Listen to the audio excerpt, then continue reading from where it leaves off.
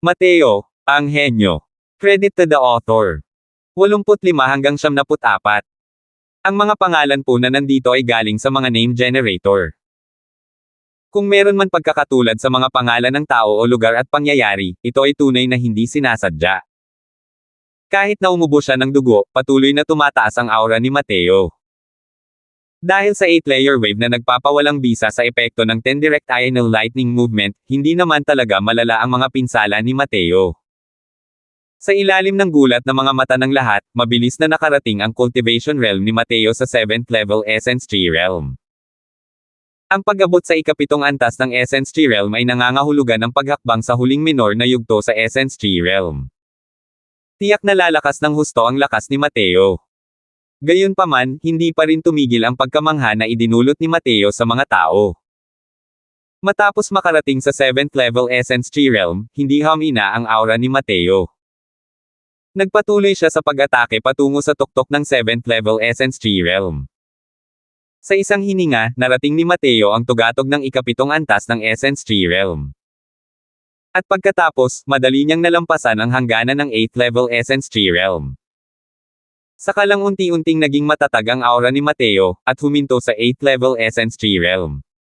Nako! Anong medicinal pill ang nakain ni Mateo? Para direkta marating ang dalawang minor realms. Ano ba yan? Kung mayroon kang ganitong uri ng medicinal pill, hindi ba't parang paglalaro ang pagtalon sa ranggo sa labanan? Hehe! Mukhang naligay sa alanganin ang senior apprentice Brother Lin. Ngayon lang, masyadong mababa ang cultivation realm ni Mateo, kaya kahit gamitin niya ang 8-layer wave, hindi niya ito maaaring takutin. Pero ngayon, nakakatakot ang 8-layer wave ni Mateo. Oo. Kung magbabanggaan ulit sila, mahirap matukoy kung sino ang mananalo.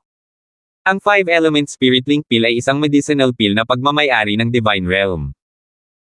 Natural lang na hindi pa ito naririnig ng isang mortal na bansa noon. Ang ganitong uri ng gamot na panggamot ay tunay ngang napakalakas, ngunit mayroon din itong mga disbentaha. Matapos mawala ang mga epekto ng medisina, ang katawan ng martial artist ay babagsak dahil hindi nito kayang hawakan ang isang lakas na hindi nila sakop. At ang mga nakapagpapagaling na epekto ng 5-element spirit link pill ay mapapanatili lamang sa loob ng panahong kinakailangan upang masunog ang isang patpat ng insenso. Kapag natapos na ang insenso ng oras, mawawalan na ng anumang kakayahan sa pakikipaglaban si Mateo, at hahayaan na lamang siyang hiwain ng mga tao. Kaya, kailangan itong tapusin ni Mateo ng mabilis ngayon. 8th level Essence Tree Realm. Ngayon, may magandang palabas na dapat panoorin. Paano nagkaroon ng ganitong medicinal pill? Ngayon ko lang narinig yan dati. Napakawalan Gia. Ang Spirit Essence Pill ko. Ang Sharphorn Beast Inner Core ko. Nakabawi si Bogart mula sa kanyang pagkabigla at kinabog ang kanyang dibdib sa sakit. Si Terry naman ay nakaitig ng malinaw na parang nakatingin sa nagliliyab na apoy. Kumunat ang noo niya at sinabing, ang gamot na ito ay may limitasyon talaga. Kung hindi mabilis na mapatay ni Mateo si Tyson Linson, mamamatay talaga siya.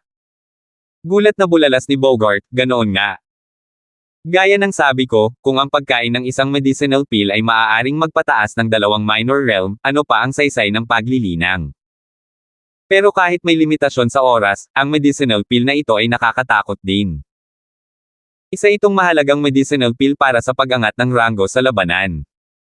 Sumang-ayon si Terry, tama. Ang 8th level Essence Tree Realm kasama ang 8-layer wave. Talagang may kapital na si Mateo para labanan si Tyson Linson ngayon. Gayunpaman, nasa tamang posisyon sila. Wala sa kanila ang makakagawa ng kahit ano sa isa't isa. Kung wala pang ibang nakatagong baraha si Mateo, maliit ang tsansa na manalo. Hindi ba ibig sabihin nito ay papasok na naman sa bulsa ko ang Spirit Essence Pill mo? Tumawa ng malakas si Bogart. Ngumiti si Terry at nanatiling tahimik. Sa kabilang banda, paulit-ulit na nagulat ang tiyuhin at pamangkin ng pamilyang Sullivan sa mga ikinilos ni Mateo. Ang mga gamot na ito ay tiyak na hindi pinino ni Henry. Kung hindi, matagal nang pinalaya si Dominic sa kabisera. Tiyak na mayroong isang napakalakas na alchemist sa likod ni Mateo. Malungkot na sabi ni Luban. Hindi rin maganda ang itsura ng mukha ni Ishan. Kung ganoon nga, hindi ba natin kailangang iligtas ang daga para mailigtas ang mga pinggan? Paano kung? Walang paano kung. Gaano man kalakas ang alchemist na iyon, mas malakas pa ba siya kaysa sa Tranquil Cloud Sect? Sa kapangyarihan ng ating pamilyang Sullivan sa Tranquil Cloud Sect, sino ang maglalakas loob na pukawin tayo? Diretsyong pinutol ni Luban ang sasabihin ni Ishan. Matalino ang pangalawang tiyo.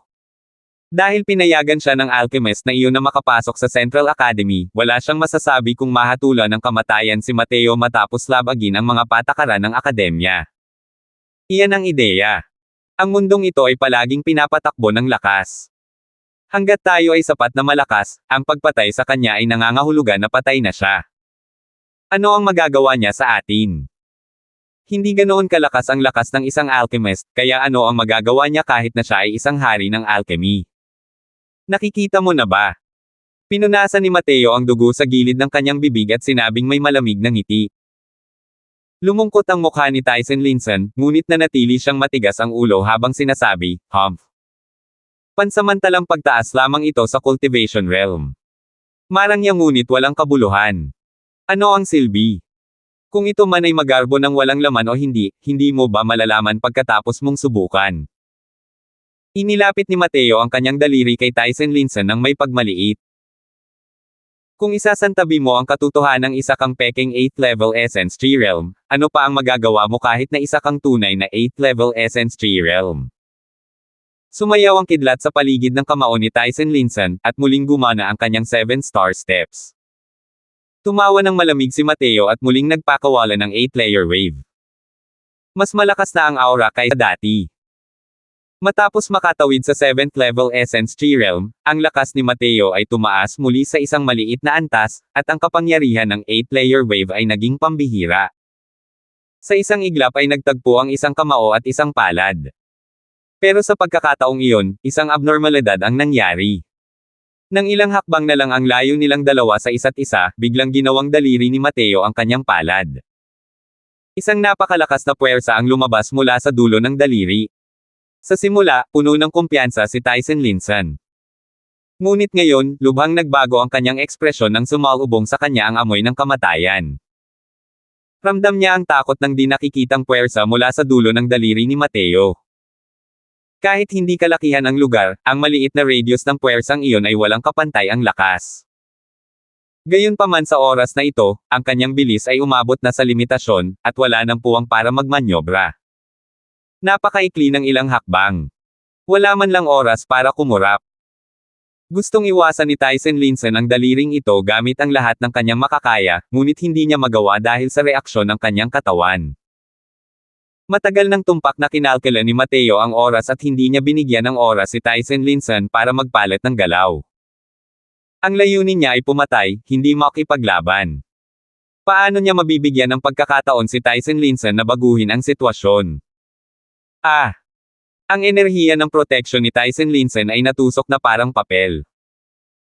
Ang di nakikitang puwersa ay agad na tumago sa kamao ni Tyson Linson, ngunit ang momentum ay hindi nabawasan habang direktang tumatagos ito sa kanyang puso.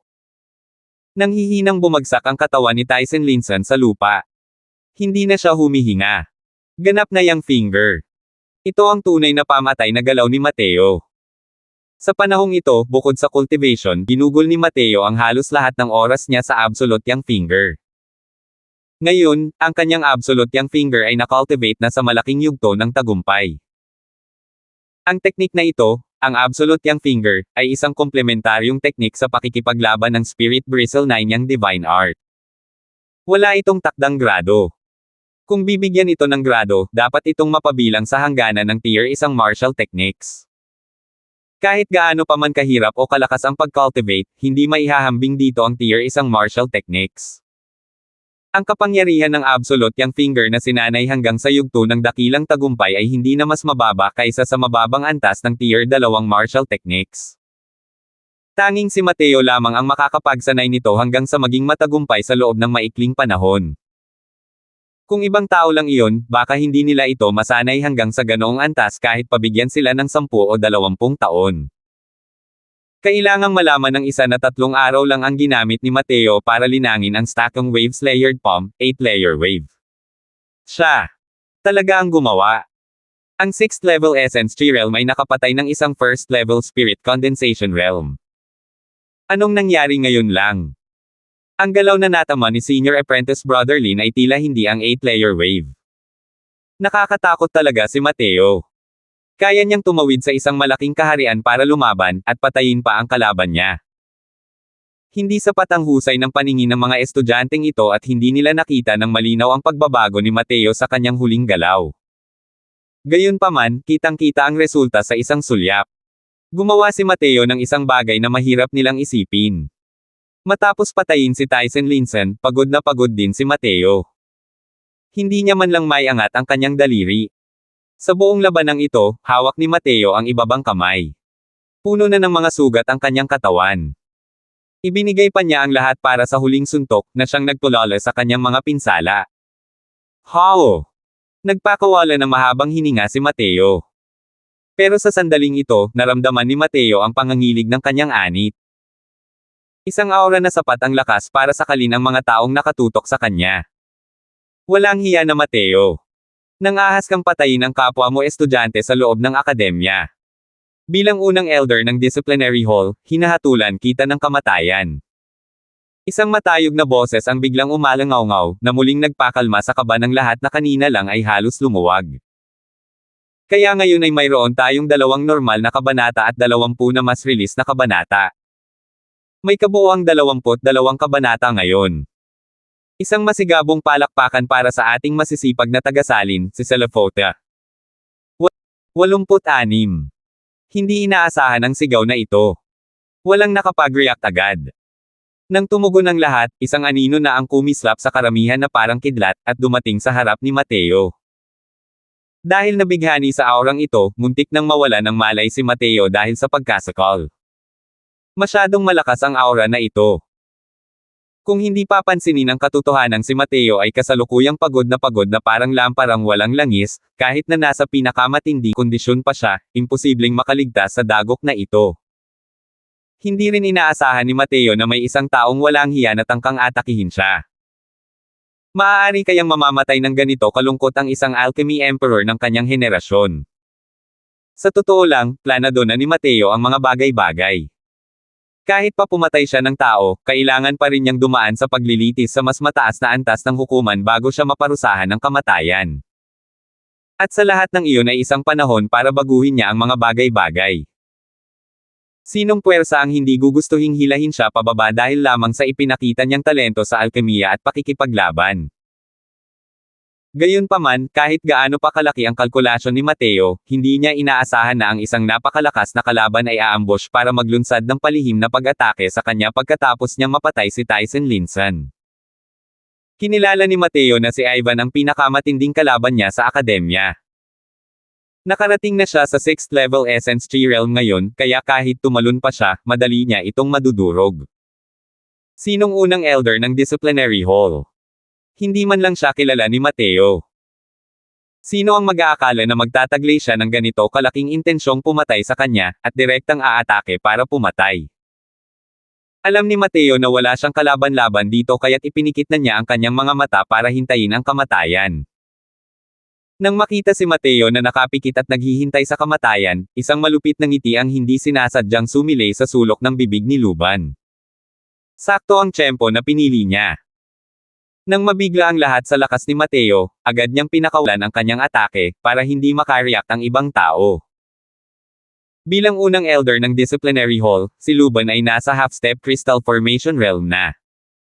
Hindi ba't napakadali lang para kay Mateo na parang lamparang walang langis? Gagamitin ng leon ang lahat ng kanyang lakas kapag nangangaso ng kuneho. Malinaw kay Luban ang lohikang ito, kaya ginamit niya ang kanyang buong kapangyarihan para sa suntok na ito. Ilang hakbang na lang ang layo niya kay Mateo.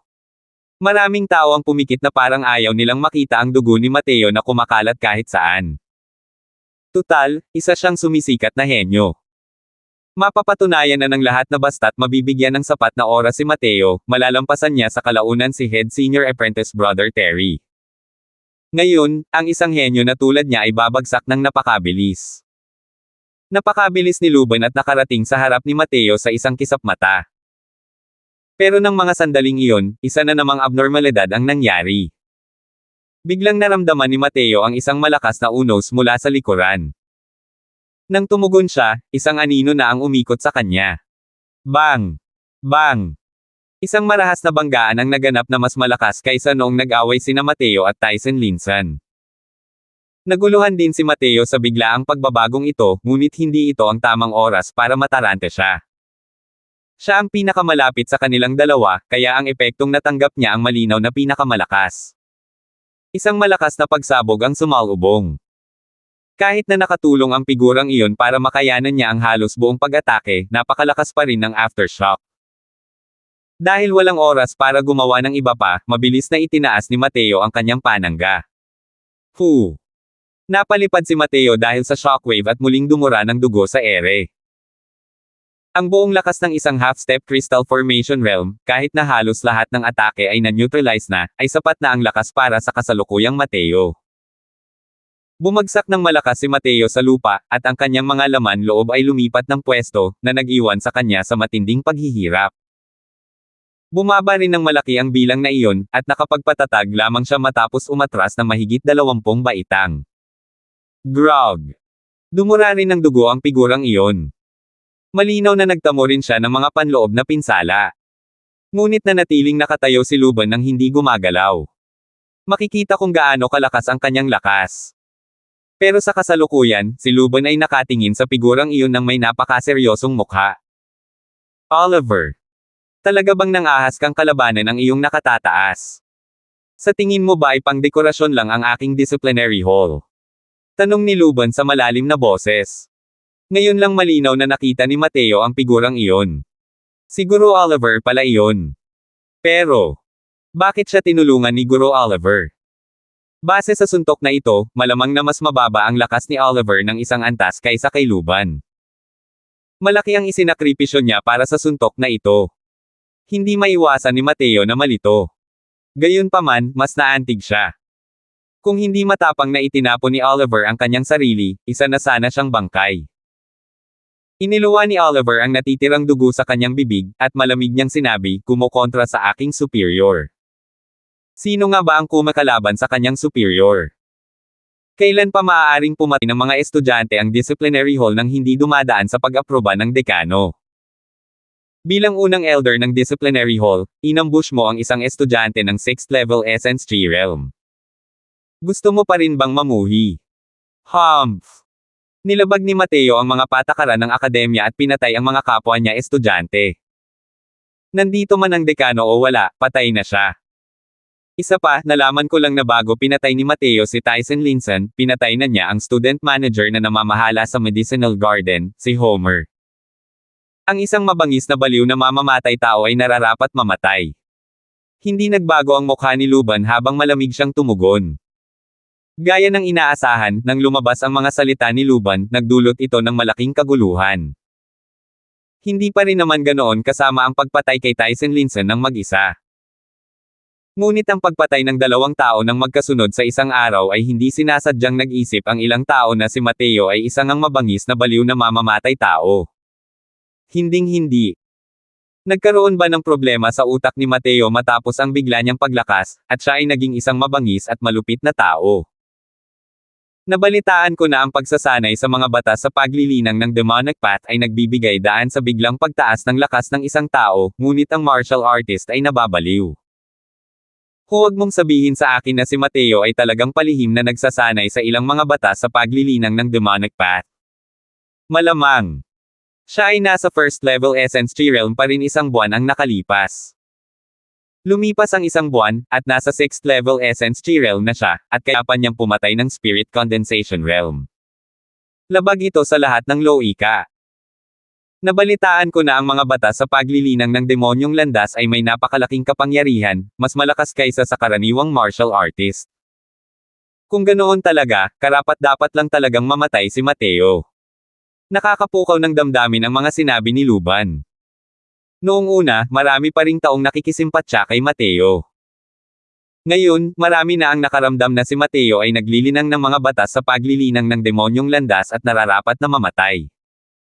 Habang nakikinig sa mga taong nagtatalo, natawa si Luban sa sarili.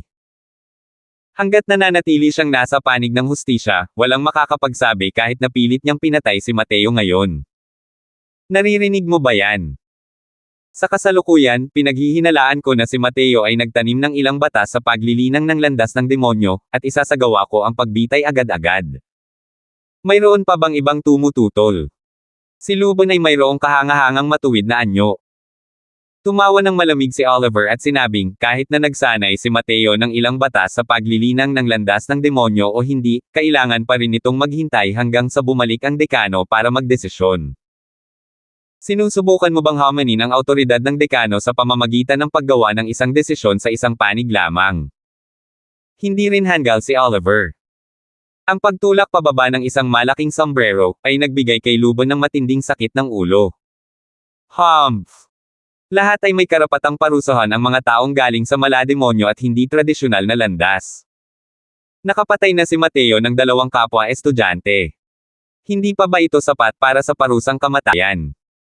Oliver, ano ang intensyon mo para protektahan ang isang tao mula sa malademonyo na landas?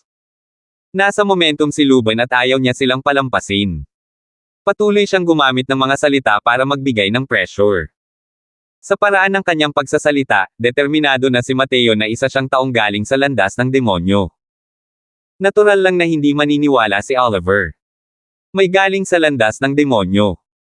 Anong karapatan mong sabihin na si Mateo ay galing sa landas ng demonyo?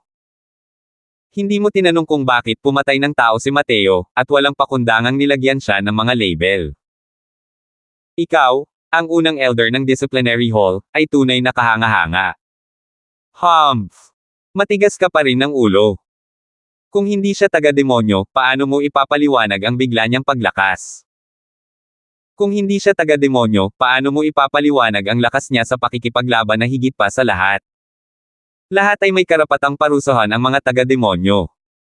Oliver, kung hindi ka tatakas, ibabagsak muna kita, at saka ko lilipulin ang tampalasan na ito. Sigaw ni Luban na may kahangahangang aura. 87. Ang bagay na ito na orihinal na nasa bag ay sinira ni Oliver. May lakas pa ng loob si Luban na pumatay ngayon. Gayunpaman, si Oliver ay isang instruktor ng akademya. Kung talagang umatake siya, makakalimutan na niya ang pagiging unang elder ng disciplinary hall. Bukod pa rito, kahit totoo na hindi siya matalo ni Oliver, hindi rin siya mapipigilan ni Luban kung talagang gusto nitong tumakbo. Pero nakatayo siya sa harap ni Mateo, dahilan para maramdaman ni Luban na isa itong napakahirap na bagay. Kailangan niyang patayin si Mateo ngayon. Masyadong mabilis ang pag-usbong ng punk na ito. Isa itong tunay na potensyal na banta sa pamilyang Sullivan. Kung hindi mapipigilan si Mateo na patuloy na lumago. Malamang 10 taon, hindi, 5 taon lang, at siya ay magiging isa na namang Henry. Isang Henry lang ay sapat na para sumakit ang ulo ng pamilyang Sullivan, at 2 Henry. Ibagsak mo ako. Sige. Sige na. Gusto kong makita kung paano mo ako ibabagsak. Malamig na pang-aasar ni Oliver. Humph! Sa tingin mo ba talaga ay hindi kita kayang hawakan? Nang makita ang kilos ni Oliver na parang patay na baboy na walang pakialam kung kumukulo ang tubig, nagalit si Luban. Si Oliver ay palaging mahigpit na tagasunod ni Joven at hindi kailanman naging maayos ang relasyon nila ni Luban. Karaniwan, silang dalawa ay magkaaway na. Ngayon, hindi na kailangang sabihin pa. Sa lakas ni Luban, imposibleng makuha ang peak spirit condensation realm na si Oliver. Maliban na lang kung mapatay niya ito. Sigurado si Oliver na hindi nang ahas si Luban na pumatay ng kapwa estudyante. Kalokohan yan. Ikaw ang unang elder ng disciplinary hall. Maaari mong hawakan ang sino mang gusto mo. Bakit hindi mo ako pananggahasan na hawakan? Pero kung gusto mong patayin si Mateo ngayon, kailangan mong tahakin ang bangkay ko. Hindi sumuko si Oliver sa harap ng makapangyarihang si Luban. Magaling. Magaling. Magaling. Nakita ng lahat yan. Pinoprotektahan ni Oliver ang mga demonyong nilalang, kaya kaaway din siya ng Central Academy ko. Ngayon, kinakatawan ko ang akademya para lipulin ang mga halimaw at protektahan ang DAO. Lilipulin ko ang 2 traidor na ito. Makikita ang galit ni Luban sa kung paano niya sinabi ang 3 magkakasunod na mabuti. Pagkatapos niyang magsalita, tuluyan ng pinakawala ni Luban ang kanyang aura, dinurog ang lahat hanggang sa hindi na sila makahinga.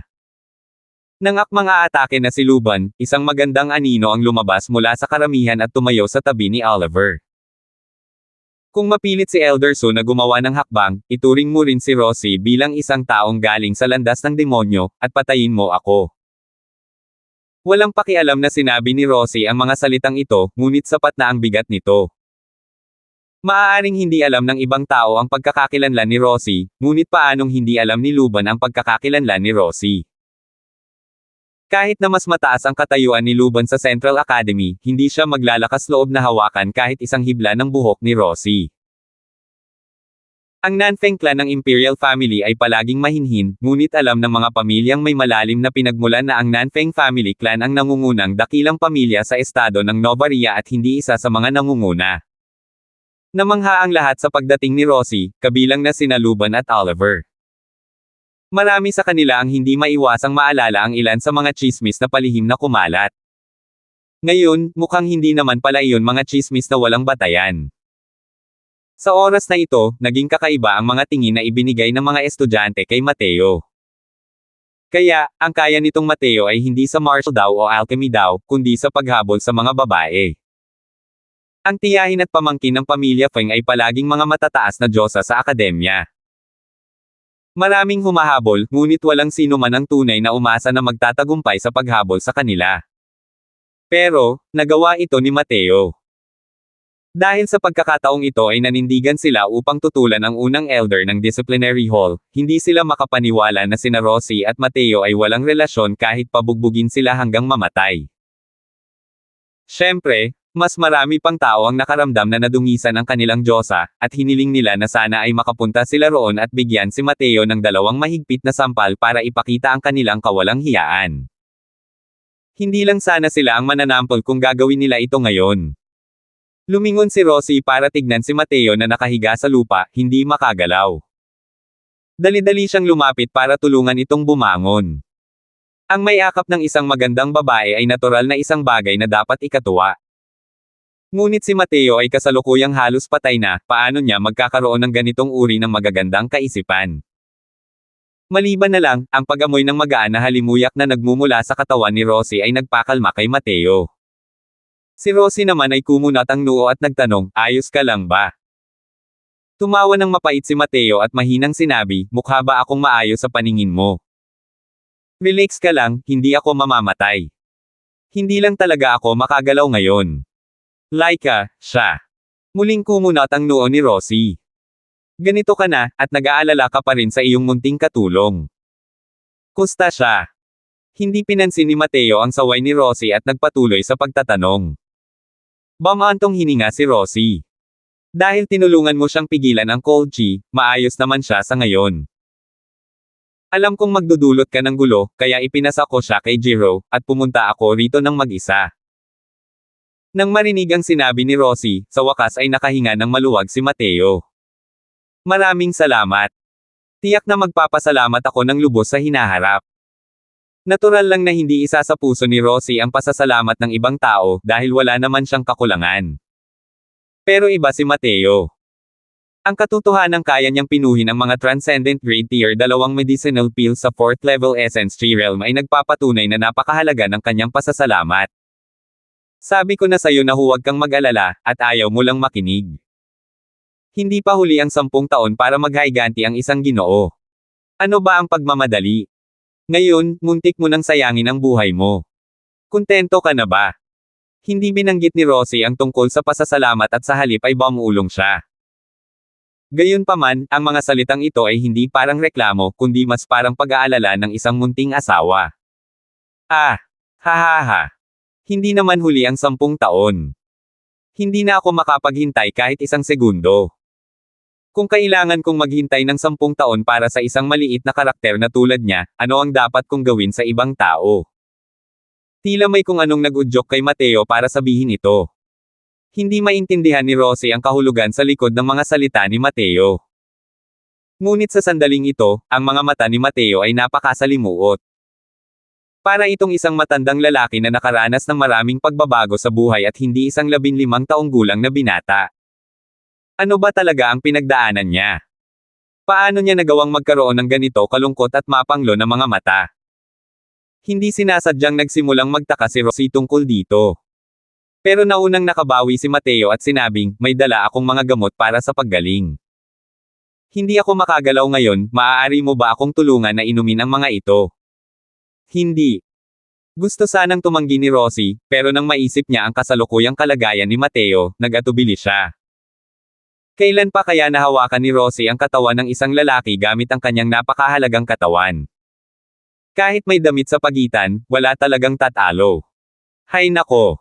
Kalimutan mo na yon. Ako na lang ang gagawa. Habang nagsasalita siya, inabot ni Mateo ang dibdib niya para hawakan at sumigaw sa sakit ng sandaling mahawakan niya ito. Nagmamadaling sinabi ni Rosie, sige, sige. Gagawin ko. Pagkatapos, sa ilalim ng gulat ng mga titig ng lahat, ang magaganda at balingkinitang mga kamay ni Rosie ay pumasok sa loob ng damit ni Mateo. Ah! Diyos ako! Bakit? Gusto mo bang mamatay ang mga tao? Huwag, Guru Taylor. Bilasan mo nga ang lalaking yan. Hayaan mo akong gawin yan. Sumisigaw ang lahat sa kanilang mga puso, ngunit walang nangyari. Naghalongkat muna si Rosie bago kumuha ng isang bote ng mga gamot. Ang kanyang mukha ay kasalukuyang namumula ng matingkad na parang langgaw sa alak. Ito ba? Tanong ni Rosie na namumula ang mukha. Ayan na. May 5 gamot pa sa bote. Kunin mo yung maputlang dilaw at ibigay mo sa akin, utos ni Mateo. Iisa lang ang maputlang dilaw na tabletang panggamot sa loob matapos ibuhos ni Rosie ang lahat ng tableta. Pagkatapos, kinuha niya ang tableta at ipinakain ito kay Mateo. Matapos inumin ang gamot, ang mukha ni Mateo na mapatla na parang papel ay unti-unting naging mas mapula. Sige. Tulungan mo akong tumayo, gusto kong pagandahin ang mga epekto ng gamot. Ang bilis mo na palang kumilos. Kahit alam ni Rosie na hindi maaaring husgahan si Mateo gamit ang sentido komon, labis pa rin siyang nabigla. Ngayon lang siya nakakita ng gamot na may ganitong agarang epekto. Mahirap na tumango si Mateo at sinimulang pinuhin ang mga epekto ng gamot. 88. Pagkatapos lamang makitang mabilis na gumaling ang mga pinsala ni Mateo ay saka lamang nakaramdam ng kapanatagan si Rosie. Tumayo siya at sinabi kay Luban, Elder Sue, ang disciplinary hall ang nagbibigay ng pinakamalaking diin sa salitang hustisya. Ngunit ang mga aksyon ngayon ay nabigo sa hustisya at binaigo ang puso ng publiko. Sa simula ay labis na nadismaya si Luban nang makitang matalik na nakikipag-usap si Rosie kay Mateo na parang walang ibang tao sa paligid. Ngunit labis siyang natatakot sa pagkakakilanlan ni Rosie, kaya naman hindi siya kumilos. Ngayong hayagang pinagalitan siya ni Rosie, natural na hindi na maaaring magpanggap si Luban na pipi. Songit. Pinapatay ng matandang ito ang mga halimaw at pinuprotektahan ang Dao. Paano ko nagawang hindi mabigyan ng hustisya? Sandali lang niloloko ng halimaw na ito si Teacher Feng. Kaya naman hayagang ipinagtatanggol mo siya. Bakit hindi ka pa umaatres? Kung hindi, huwag mo akong sisihin kung aksidente kung masasaktan si Teacher Feng mamaya, sanggal ni Luban.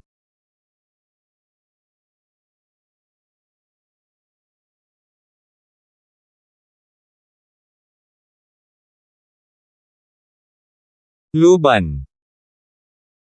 Feng or Taylor mamaya, sanggal ni Luban. Dahil din sa kaba ni Luban tungkol sa katayuan ni Rosie kaya naman ang kanyang mga salita ay puno ng pag-iingat. Kung may ibang gagawa ng ginawa ni Rosie ngayon lang, siguradong naging marahas na siya. Gayunpaman, walang pag-aalinlangan si Rosie tungkol dito. Alam ko ang lahat tungkol sa pagkakasunod-sunod ng mga pangyayari para sa bagay na ito. Bagamat hindi angkop ang paraan ng paggawa ni Mateo ng mga bagay-bagay, mayroon talagang dahilan para sa lahat ng ito. Mayroon bang makasariling motibo si Elder Soup?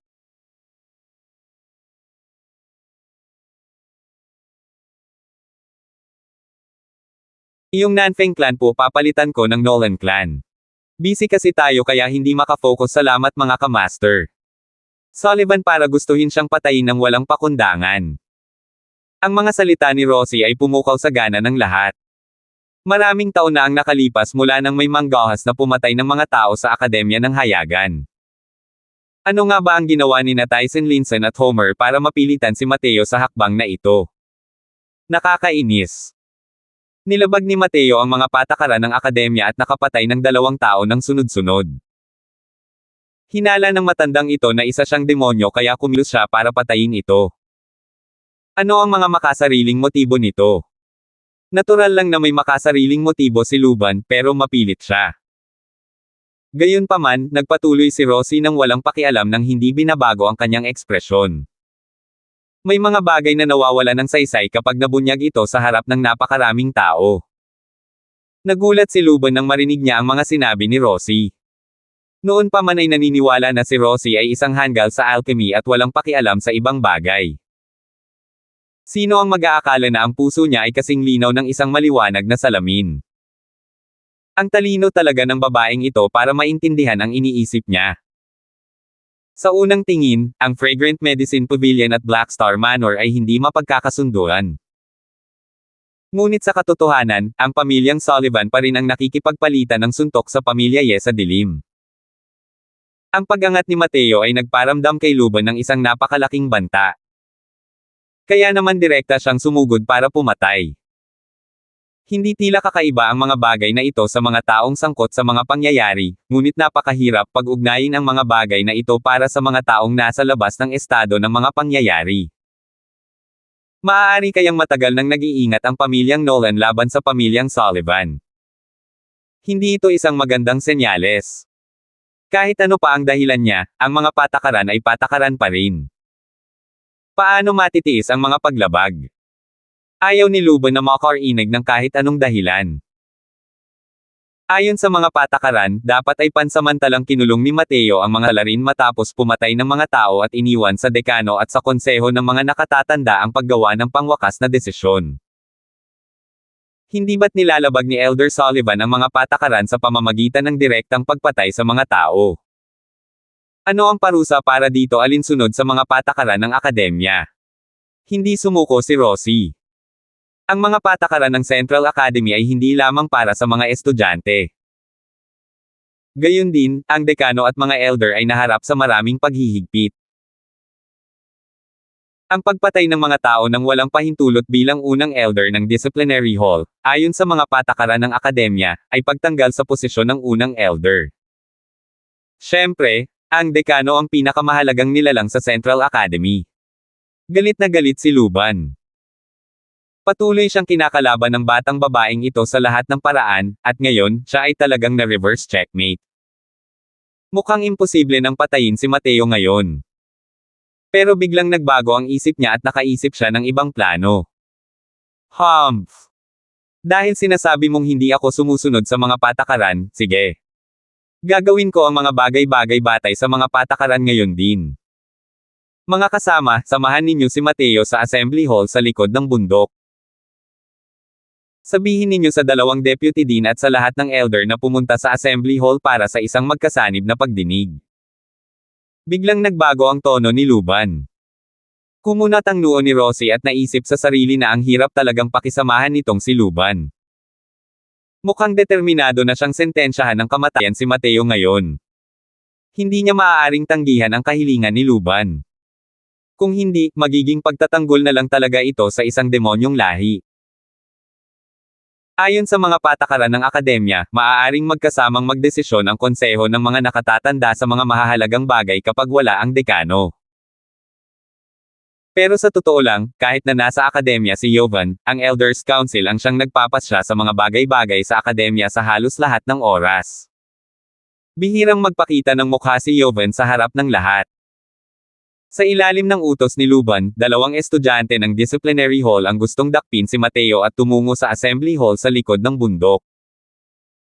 Biglang dumilat ang mga mata ni Mateo, at malamig niyang sinabi, may sarili akong mga paa para maglakad. Umalis ka.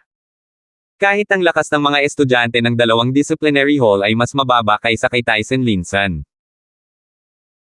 Kahit alam nilang isa na siyang palaso sa dulo ng kanilang paglipad, ang pagkakita sa pagsiklab ni Mateo ay nagpatigil pa rin sa kanila sa kanilang paglalakbay dahil sa takot. Pagkatapos niyang sabihin iyon, tumayo si Mateo. Wala nang problema sa kanyang paggalaw. Muling natulala ang lahat dahil sa eksenang ito. Anong klaseng gamot sa paggaling ang kayang magkaroon ng ganoong agarang epekto? Napakaswerte talaga ni Mateo para inumin ang mga hindi pa naririnig na tabletang ito at kainin na parang candy. Para lang siyang ipis na ayaw mamatay. Siyempre, hindi nila alam na si Mateo ay dating isang alchemy emperor. Kung ang isang alchemy emperor ay hindi makakain ng mga transcendent grade na table tasks tulad ng candy, kung gayon si Mateo na ito ay talagang hindi karapat-dapat sa pangalang alchemy emperor. Kawalang galang. Isa kang makasalanan ngayon. Sino ang nagpahintulot sa iyong maglakad ng mag-isa? Nang makita ni Luban na si Mateo ay naglakas loob pa ring maging mayabang, siya ay nagalit ng husto. Malamig na sinulyapan ni Mateo si Luban. Tatandaan ko ito, matandang utot. Ako, si Mateo, ay gagantay ng 100 beses sa hinaharap. Tiyak na puputulan ko ang ulo mo sa loob ng 1 taon. Nang lumabas ang mga salitang ito, nagulat ang karamihan. 1 taon. Kunin ang pamumuno sa isang powerhouse ng half-step crystal formation realm. Isa itong ganap na pantasya. Ang Mateo na ito ay may balak pumatay. Hindi naman talaga siya nakapag-cultivate ng mga batas sa paglilinang ng demonyong landas, di ba? Kalokohan.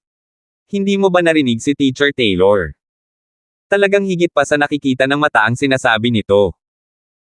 Baguhin ang senaryo, kung muntik ka ng sampelan ng isang palad hanggang sa mamatay, malaki ba ang intensyon mong pumatay o hindi?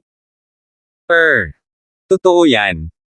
Pero, hindi ako maglalakas loob na magbitaw ng ganitong kalokohan. Ang pag-upo kay Elder Sullivan sa loob ng 1 taon. Paano nangyari yun? Oo. Madaling malampasan ang Essence Tree Realm, pero mahirap umaban sa Spirit Condensation Realm. Kailangan mong gumastos ng 10 beses na mas malaki ang iyong pagsisikap sa bawat pag-abante mo sa isang minor realm sa Spirit Condensation Realm kumpara sa Essence Tree Realm. Kahit na ganoon, kailangan mo pa ring umasa sa maswerteng pagkakataon para maka-breakthrough. 2 taon na ang nakalipas mula nang tumungo si Senior Apprentice Brother Long sa Spirit Condensation Realm, di ba? Nasa 3rd level Spirit Condensation Realm pa rin siya hanggang ngayon.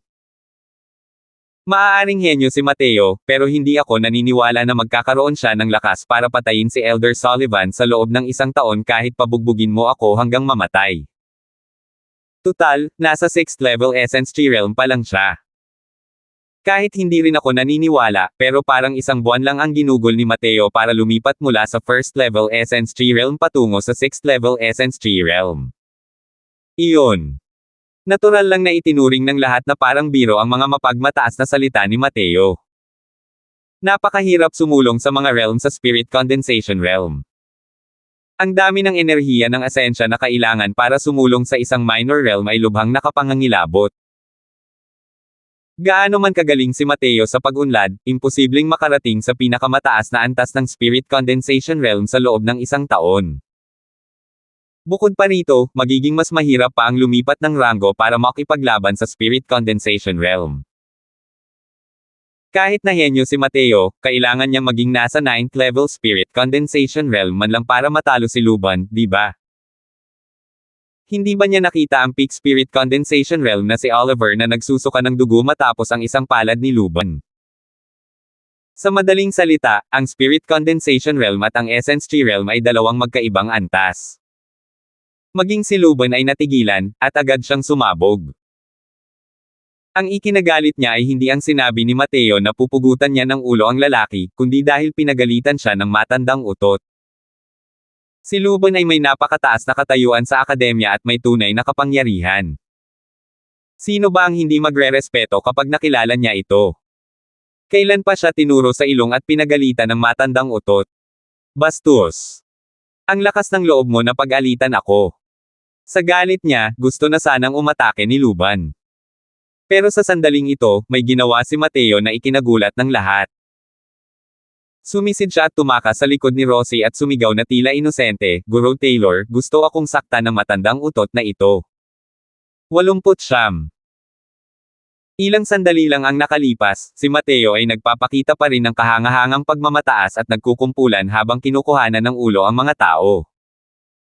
Pero sa ngayon, nagtatago siya sa likod ng isang babae. Sobrang walang hiya. Pero ang hakbang na ito ay talagang naging kapaki-pakinabang. Kahit gaano pa kabaliw ang apoy ng puot ni Luban, hindi siya nang ahas na atakihin si Rosie. Matagal nang natanto ni Mateo ang puntong ito. Dahil din dito ay naging dahilan upang malaman niya ang pagkakakilanlan ni Rosie.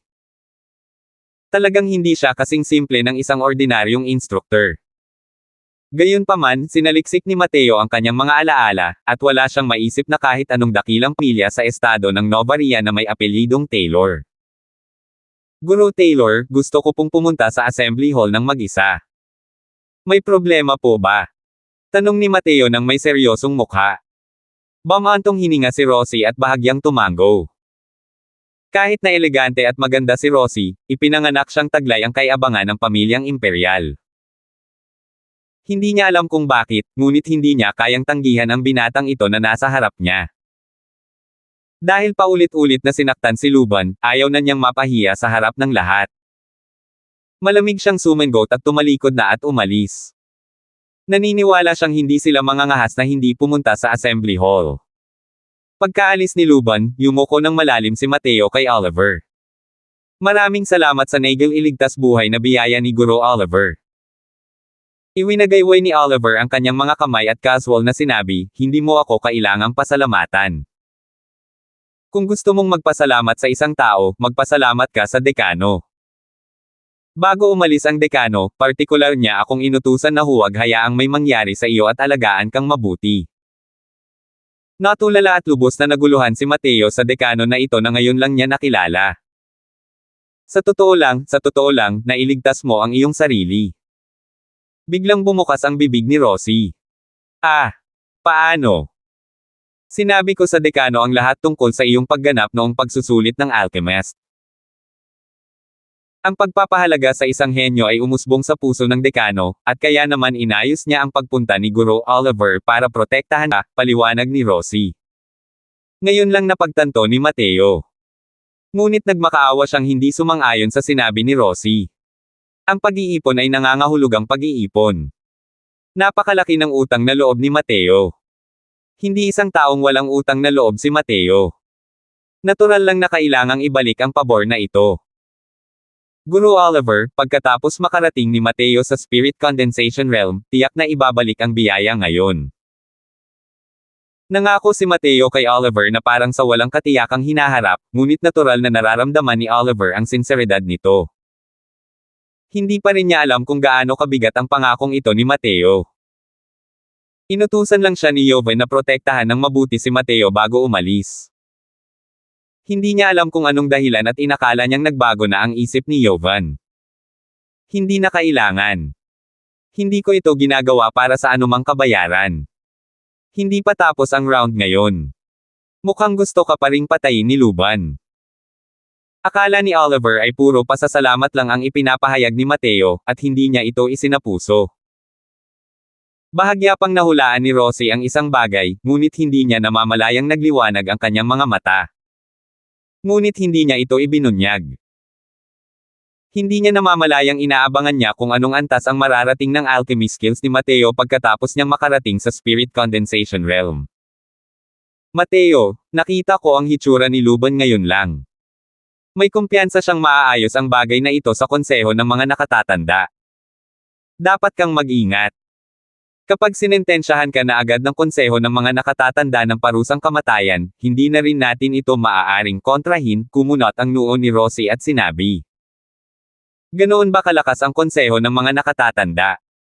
Hindi ba't sinabi mong may exception, Guro Taylor? Paano nakatakas ang taong iyon ng walang buhay? Si Julian mo ang tinutukoy mo, di ba? Kahit nakaligtas siya sa parusa, halos tiyak din na kamatayan iyon. Putol ni Oliver. Maaari ba akong paliwanagan ni Guro Oliver?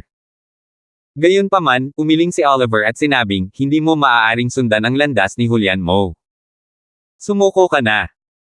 Sa ngayon, ang tanging paraan ay ipagpaliban ang oras sa Elders Council at hintayin ang pagbabalik ng dekano. Habang hindi nagsasalita si Oliver, lalo namang nagiging mausisa si Mateo. Dahil ayaw sabihin ni Oliver, mas mabuting tanungin na lang niya si Rosie. Mayroon bang dahilan sa likod nito? Nagatubili si Rosie ng ilang sandali, ngunit sumagot pa rin siya. Noon, si Julian ang numero 1 sa Martial Roll of Honor, 4th Level Spirit Condensation Realm ng Akademya. Nang matanggap siya, hindi na siya nasundan ng kanyang matalik na kaibigan. Noong panahong iyon, isa lamang siyang estudyanteng Black Rank. Ngunit, isang student manager mula sa General Affairs Department ang walang alam sa kanilang relasyon at nagdulot siya ng walang katapusang gulo para sa matalik na kaibigan ni Julian. Sa wakas, ginawa siyang paylay ng lalaki. Sa kanyang galit, pinatay ni Julian ang student manager na iyon. Nang marinig iyon, malamig na natawa si Mateo. Mukhang ang General Affairs Department ay tunay na lugar kung saan nagtitipon ang mga talento, at ang kanilang kagalingan, ay minana. Bumantong hininga si Rosie habang ipinagpapatuloy ang pagpapaliwanag, napakaraming tao sa Central Academy. Ang paggamit ng mga estudyante bilang mga tagapamahala ay isang bagay na hindi maiiwasan. Hindi lamang ang mga instructor ang kailangang magturo ng mga klase, kundi kailangan din nating maglinang. Kung tayo ay naaabala ng napakaraming iba't ibang bagay, ang ating paglilinang ay tiyak na maaantala. Kaya naman, ang mga pangkalahatang gawain ay palaging isang lugar kung saan ang awtoridad ang pinakadakila. Sa makatuwid, natural din na magkaroon ng mga mayabang na estudyanteng ito. Tumanggaw si Mateo para ipakita ang kanyang pag-unawa. Ang mga instructor ay mga martial artist din, at sinundan nila ang landas ng pakikipaglaban. Malinaw na ayaw nilang magambala ng mga makamundong bagay na ito. Sa pamamagitan lamang ng pagpapaubaya sa mga estudyanteng may kakulangan sa talento na pamahalaan ang iba pa, saka lamang magkakaroon ng oras ang mga tunay na henyo para linangin ang kanilang mga kakayahan. Ito ay isang katanggap-tanggap na pamamaraan. Kung gayon, ano ang nangyari?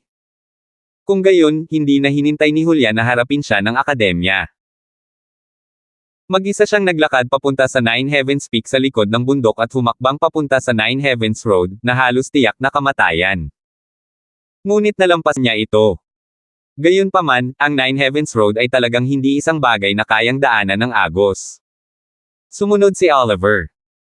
Ibig sabihin, wala nang magagawa sa akin ang Elders Council kapag dumaan ako sa Nine Heavens Road na ito.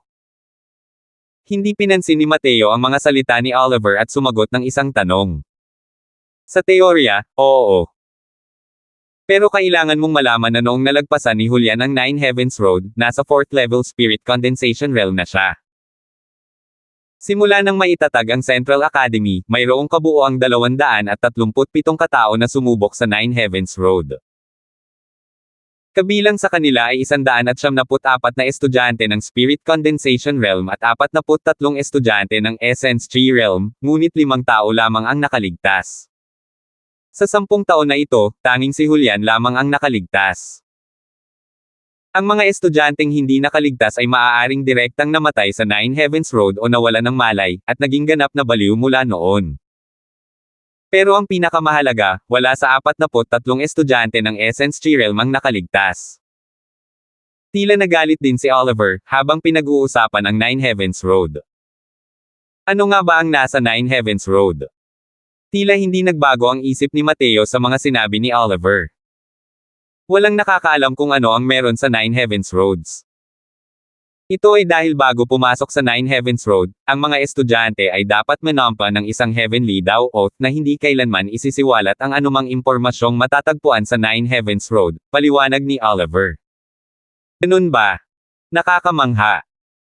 Guru Oliver, ngayon lang ang apelyidong Sullivan ang matandang utot na yan. Isa ba siya sa pamilyang Sullivan? Biglang tanong ni Mateo. Tama iyan. Si Lubon ang pangalawang kapatid ng pinuno ng pamilyang Sullivan, si Sullivan Yulin. Kaya nga, hindi nakakapagtaka na ang kapal ng balak niyang pumatay sa akin. Dahil ganoon nga, susubukan ko itong Nine Heavens Road. Natigilan si Oliver sa sinabi ni Mateo. Nasayang ba ang mahabang oras na ginugol niya sa pagsasalita? Nang makita ang ekspresyon ni Oliver, ngumiti si Mateo at sinabing, isipin mo na lang, Guro Oliver. Gusto na akong patayin ni Luban. Talagang may paraan siya para ipataw sa konseho ng mga nakatatanda ang parusang kamatayan sa akin. Kung ganoon nga, bakit ko pa hihingi ng aking kamatayan? Alam kong gusto ni Guro Oliver na ipagpaliban ang mga bagay-bagay hanggang sa bumalik ang dekano, pero ipagkakaloob ba sa iyo ni Luban ang iyong kahilingan? Nang marinig ang pagsusuri ni Mateo, nanigas ang ekspresyon ni Oliver. Sa loob ng ilang taon, ang dekano ay nanatiling malayo sa mga makamundong konsiderasyon at hindi namamahala sa halos lahat ng mga bagay sa akademya, hinayaan si Luban na punan ang kakulangan. Ang konseho ng mga nakatatanda ay halos mga tauhan na niya. Gaya ng sinabi ni Mateo, ang pagpunta sa Elders Council ngayon ay walang pinagkaiba sa pagkamatay. Kaya, ang Nine Heavens Road lang ang tanging daan palabas ko. 9. Sa likod ng bundok, sa Assembly Hall, 6 na elder ang naroroon.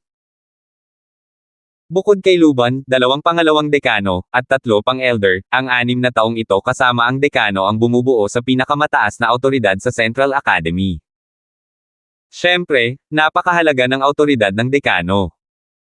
Kaya niyang i-veto ang lahat ng bagay sa akademya sa isang salita lamang. Dahil kinakatawan niya ang Tranquil Cloud Sect. Mga pangalawang dekano at mga nakatatanda, isang estudyanteng may ranggong Earth rank ang lubos na lumalabag sa batas sa akademya at brutal na pinatay ang 2 kapwa estudyante sa liwanag ng araw. Ngayon, inaanyayahan ko ang lahat na magdaos ng pagpupulong na ito upang mapag-usapan natin kung paano natin dapat harapin ang estudyanteng ito. Si Luban ang tumawag sa lahat, kaya halatang kinailangan niyang guluhin ang sitwasyon. Isang estudyanteng may ranggong Earth ang nangahas na maging ganito kamatapang. Ano pa bang dapat pag-usapan? Patayin mo na lang siya agad. Sumabog ang isang deputy din matapos marinig iyon. Tama iyan. Ayon sa mga patakaran ng akademya, ang pagpatay sa kapwa estudyante ay parusang kamatayan. Ano pa ang kailangan para sa miting na ito? Tugon ng isa pang elder bilang pagsang-ayon. Elder Sullivan, sino kaya ang estudyanteng ito? Sa sandaling ito, nagsalita ang isa pang deputy din para magtanong. Binigyan siya ni Luban ng masamang tingin. Lagi na lang hindi nakikipagtulungan ang lalaking ito. Nakakainis talaga. Mayroong 2 deputy din sa Central Academy. Isa ang martial law at isa ang alchemy. Ang pangalawang dekano na pumayag kanina lang ay si Sander Zhang, ang pangalawang dekano na dalubhasa sa martial daw. Ang nagtanong ay ang pangalawang dekano ng alchemy daw, si Charlie Hayes. Si Charlie Hayes ay isang diehard na tagasunod ni Joven at isa ring taong ayaw sa agawan ng kapangyarihan. Siya ay isang taong buong pusong nagtaguyod sa alchemy daw. Kaya naman, halos wala siyang presensya sa mga nakalipas na taon. Kahit sa Elders Council, halos tinalikuran niya ang kanyang mga karapatan sa pagboto. Hindi niya sinasadyang maghanap ng mali ngayon. Likas lang sa kanya ang pagnanais na malaman ang higit pa. Tutal, ang mga estudyante ang mahalagang yaman ng Central Academy. Kung sakaling magkamali silang makapatay ng isang henyo, mas malaki ang mawawala kaysa sa pakinabang. Bagamat ang pagpatay sa mga kapwa estudyante ang maituturing na parusang kamatayan, gusto pa rin niyang malaman kung ano ang nangyayari. Sino ang mag-aakala kung ang Central Academy ng Estado ng Nova Ria ay magkakaroon ng pangalawang hulyan na lilito? Ang pangalan ng estudyanteng ito ay Mateo, isang ganap na baliw. Mayroon na siyang masamang track record bago pa man pumasok sa akademya. Ilang araw na ang nakalipas, sino ang nakakaalam kung anong maswerteng engkwentro ang naranasan niya para biglang tumaas ang kanyang lakas. Ang hindi inaasahan ay brutal niyang pinatay ang 2 kapwa estudyante ng magkasunod ngayon. Hinala ko ay maaaring nakakuha siya ng Demonic Path Cultivation Law, kaya siya nabaliw at gumawa ng isang walang kabuluhang bagay. Iniwasan ni Luban ang mga mahahalagang punto at nagtuon lamang sa mga walang kabuluhang bagay, inilarawan si Mateo bilang isang baliw na mamamatay tao. Karamihan sa mga matatanda ay kakampi na niya, ngayon, mas kaunti na ang dapat pag-usapan. Dahil ganoon nga, hindi na kailangang pag-usapan pa. Pagdating niya sa Assembly Hall, diretso mo na siyang sentensyahan ng kamatayan, walang pakialam na sabi ni Sander. Bilang isang pangalawang dekano, may bigat ang kanyang mga salita. Sa loob ng ilang taon, palihim siyang binigyan ni Luban ng napakaraming kayamanan para lang makuha siya. Pareho na sila ng ugali. Kung tungkol naman sa ibang mga matatanda, hindi sila nagtataglay ng awtoridad na kasing lakas ni Luban. Sa ilalim ng kanyang pamimilit at panghihikayat, natural lamang na sila ay naging kanyang mga basalyo. Sinang-ayunan. Napakawalang awa mong baliw, ano pa ang saysay ng pananatili sa kanya kung hindi natin siya papatayin? Sabi ng isang matanda. Sang-ayon din ako. Dahil nagkasundo ang lahat na patayin si Mateo, hindi mahalaga kung boboto si Charlie o hindi, kaya mas mabuting manahimik na lang siya. Lihim na natuwa si Luban nang makita niya ang sitwasyon. Si Mateo na punk na iyon ay sadyang walang batas, hindi lang siya nang ahas na pumatay ng kapwa estudyante, naglakas loob pa siyang pag-alitan ang isang matandang utot. Kahit walang suma ng loob ang pamilyang Sullivan at Ye, hahatulan pa rin niya ito ng kamatayan ngayon. Tungkol naman sa dahilan, alam na ito ni Luban. Si Tyson Linson nga ang unang pumukaw sa sitwasyon at pumihil sa katulong ni Mateo hanggang sa ito ay malubhang nasugatan at muntik ng mamatay. Pero ano kaya? Hinahangad ni Mateo ang kamatayan para hindi masisi ang iba. Kasabay noon, sabay-sabay na nagsalita ang iilang tao at tinukoy ang buhay at kamatayan ng isang estudyanteng Earth Rank nang hindi man lang tinatanong ang dahilan. Maliban na lang, matagal silang naghintay, ngunit hindi dumating si Mateo. Sa halip, sina Rosie at Oliver ang dumating. Anong ginagawa niyong dalawa? Nasaan si Mateo? Huwag mong sabihing tinulungan niyo siyang makatakas sa parusa. Hindi man lang nakapagsalita sina Rosie at Oliver, at hinusgahan na sila ni Luban. Tumingin si Oliver kay Luban at ngumiti ng malamig habang sinasabi, kung susubukan niyang takasan ng parusa, hindi ba matutupad ang hiling mo? Relax ka lang. Hindi naman ganoon katanga si Mateo. Noong una, wala pa ring kaalam-alam si Oliver sa nangyayari. Pagkatapos lamang ituro ni Rosie ang mga bagay-bagay, saka lamang niya naunawaan ang sitwasyon. Sa totoo lang, naisip din niyang tulungan si Mateo na makatakas, at makabalik sa akademya pagbalik ng dekano. Ngunit tinanggihan siya ni Mateo. Kung tatakbo palayo si Mateo, maaaring samantalahin ng pamilyang Sullivan ang pagkakataong ito para mapilitan at makipag-alyansa sa pamilya Wagner para harapin ang pamilya Ye. Kasalukuyang nasa isang liblib na lugar si Henry at hindi maaaring istorbohin. Gusto ni Mateo na harapin ang bagay na ito ng mag-isa.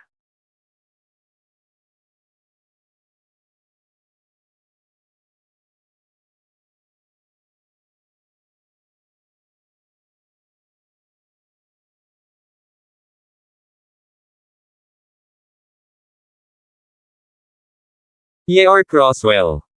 Buong pusong nakatuon si Oliver sa martial arts at hindi niya lubos maisip ang mga pukana na ito. Gayunpaman, si Rosie ay ipinanganak sa pamilyang imperial at likas na sensitibo sa mga bagay na ito. Dahil hindi naman siya tumakbo, bakit hindi siya pumunta? Huwag mong sabihin kailangan pa rin niya ang matandang ito para imbitahan siya. Tanong ni Luban sa malalim na boses. Songit, bakit pa siya pupunta rito? Malamang ay pinaganda mo na ang mga detalye at niloko mo na ang dalawang deputy dean pati na rin ang mga elder, at sinentensyahan mo na si Mateo ng kamatayan. Tama ba ako? Huwag mong sabihing dapat siyang pumunta rito at mamatay. Nakangising sabi ni Oliver. Kawalang galang. Nangangahas ka bang questionin ang awtoridad ng Elders Council?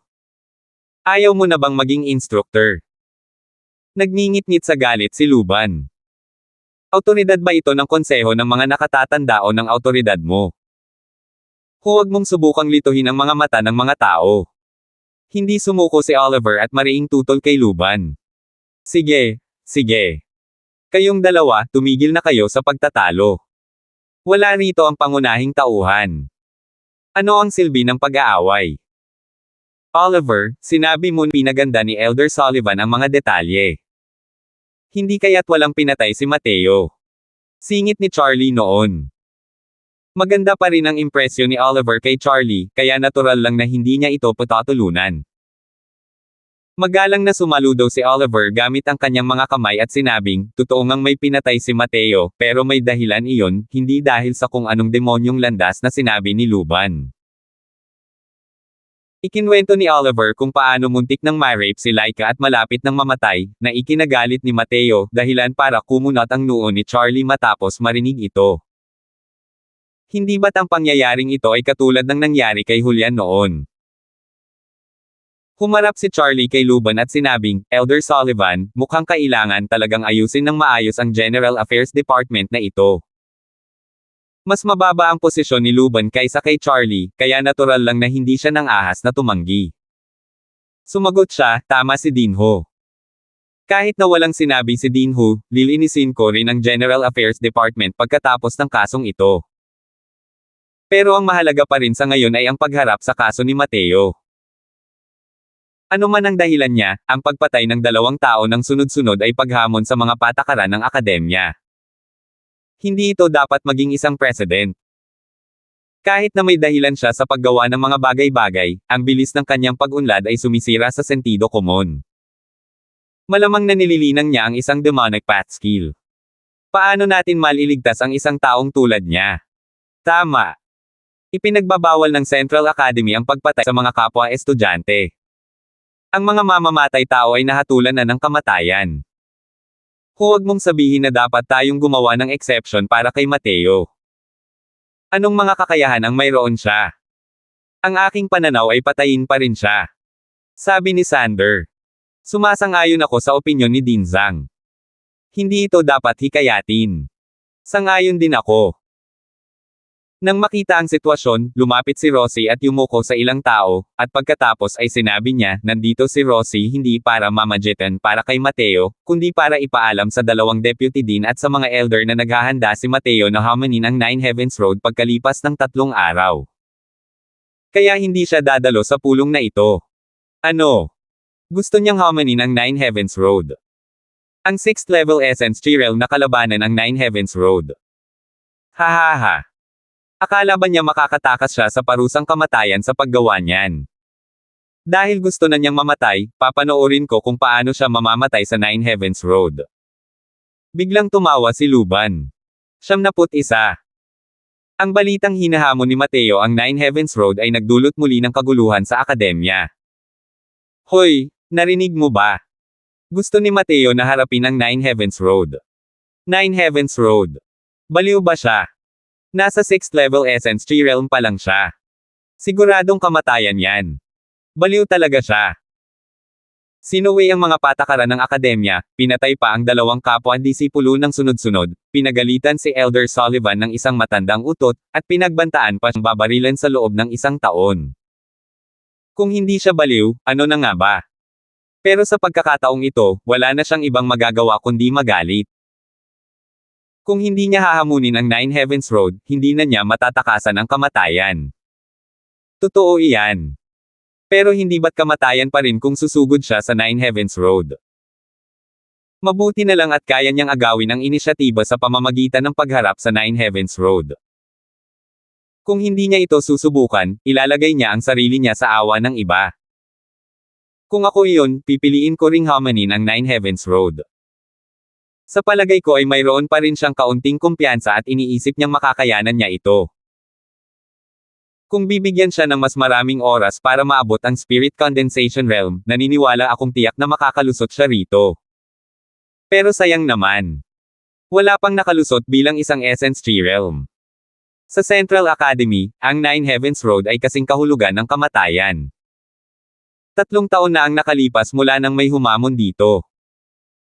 Simula nang maitatag ang Central Academy ng Estado ng Nova Ria, sinong estudyante ang hindi isang pambihirang henyo na humamon sa 9 Heavens Road? Pero 5 lang sa kanila ang nakalusot. At ang 5 taong ito ay pawang mga Spirit Condensation Realm nang walang exception. Kahit na mayroon ng kapangyarihang lumaban si Mateo na katumbas ng isang Spirit Condensation Realm ngayon, walang sino man ang mataas ang tingin sa kanya. Kung tutuusin, ang tunay niyang lakas ay nasa 6th level Essence Tree Realm lamang. At hindi maaaring hiramin ang kapangyarihan ng mga medicinal pills para magpalakas habang sumusugod sa 9 Heavens Road. Ibig sabihin, kailangang gamitin ni Mateo ang lakas ng isang 6th level Essence Tree Realm para harapin ang isang Death Road na siyang nagpalungkot sa Essence Tree Realm. Ang mga estudyante ng Essence Realm na humamon sa Nine Heavens Road ay pawang namatay ng walang exception. Ang survival rate ng Essence Realm sa Nine Heavens Road ay 0. Ang survival rate ang mahalaga at hindi ang passing rate. Kaya naman, hindi ito hinamon ni Mateo kundi nagpakamatay. Tila patuloy na gumagawa ng mga himala si Mateo pagkatapos makabalik mula sa pagkalason. Ngunit sa pagkakataong ito, walang mag-aakalang makakagawa pa siya ng isa pang himala. Hindi na inabala ni Mateo ang usapan sa labas.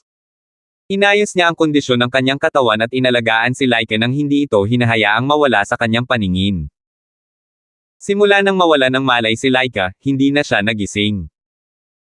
Wala ring solusyon si Mateo para sa kasalukuyang kondisyon ni Laika. Ang tanging magagawa niya lang ay ang sugpuin ang frost poison sa katawan nito. Hindi biro ang 9 Absolute Meridian.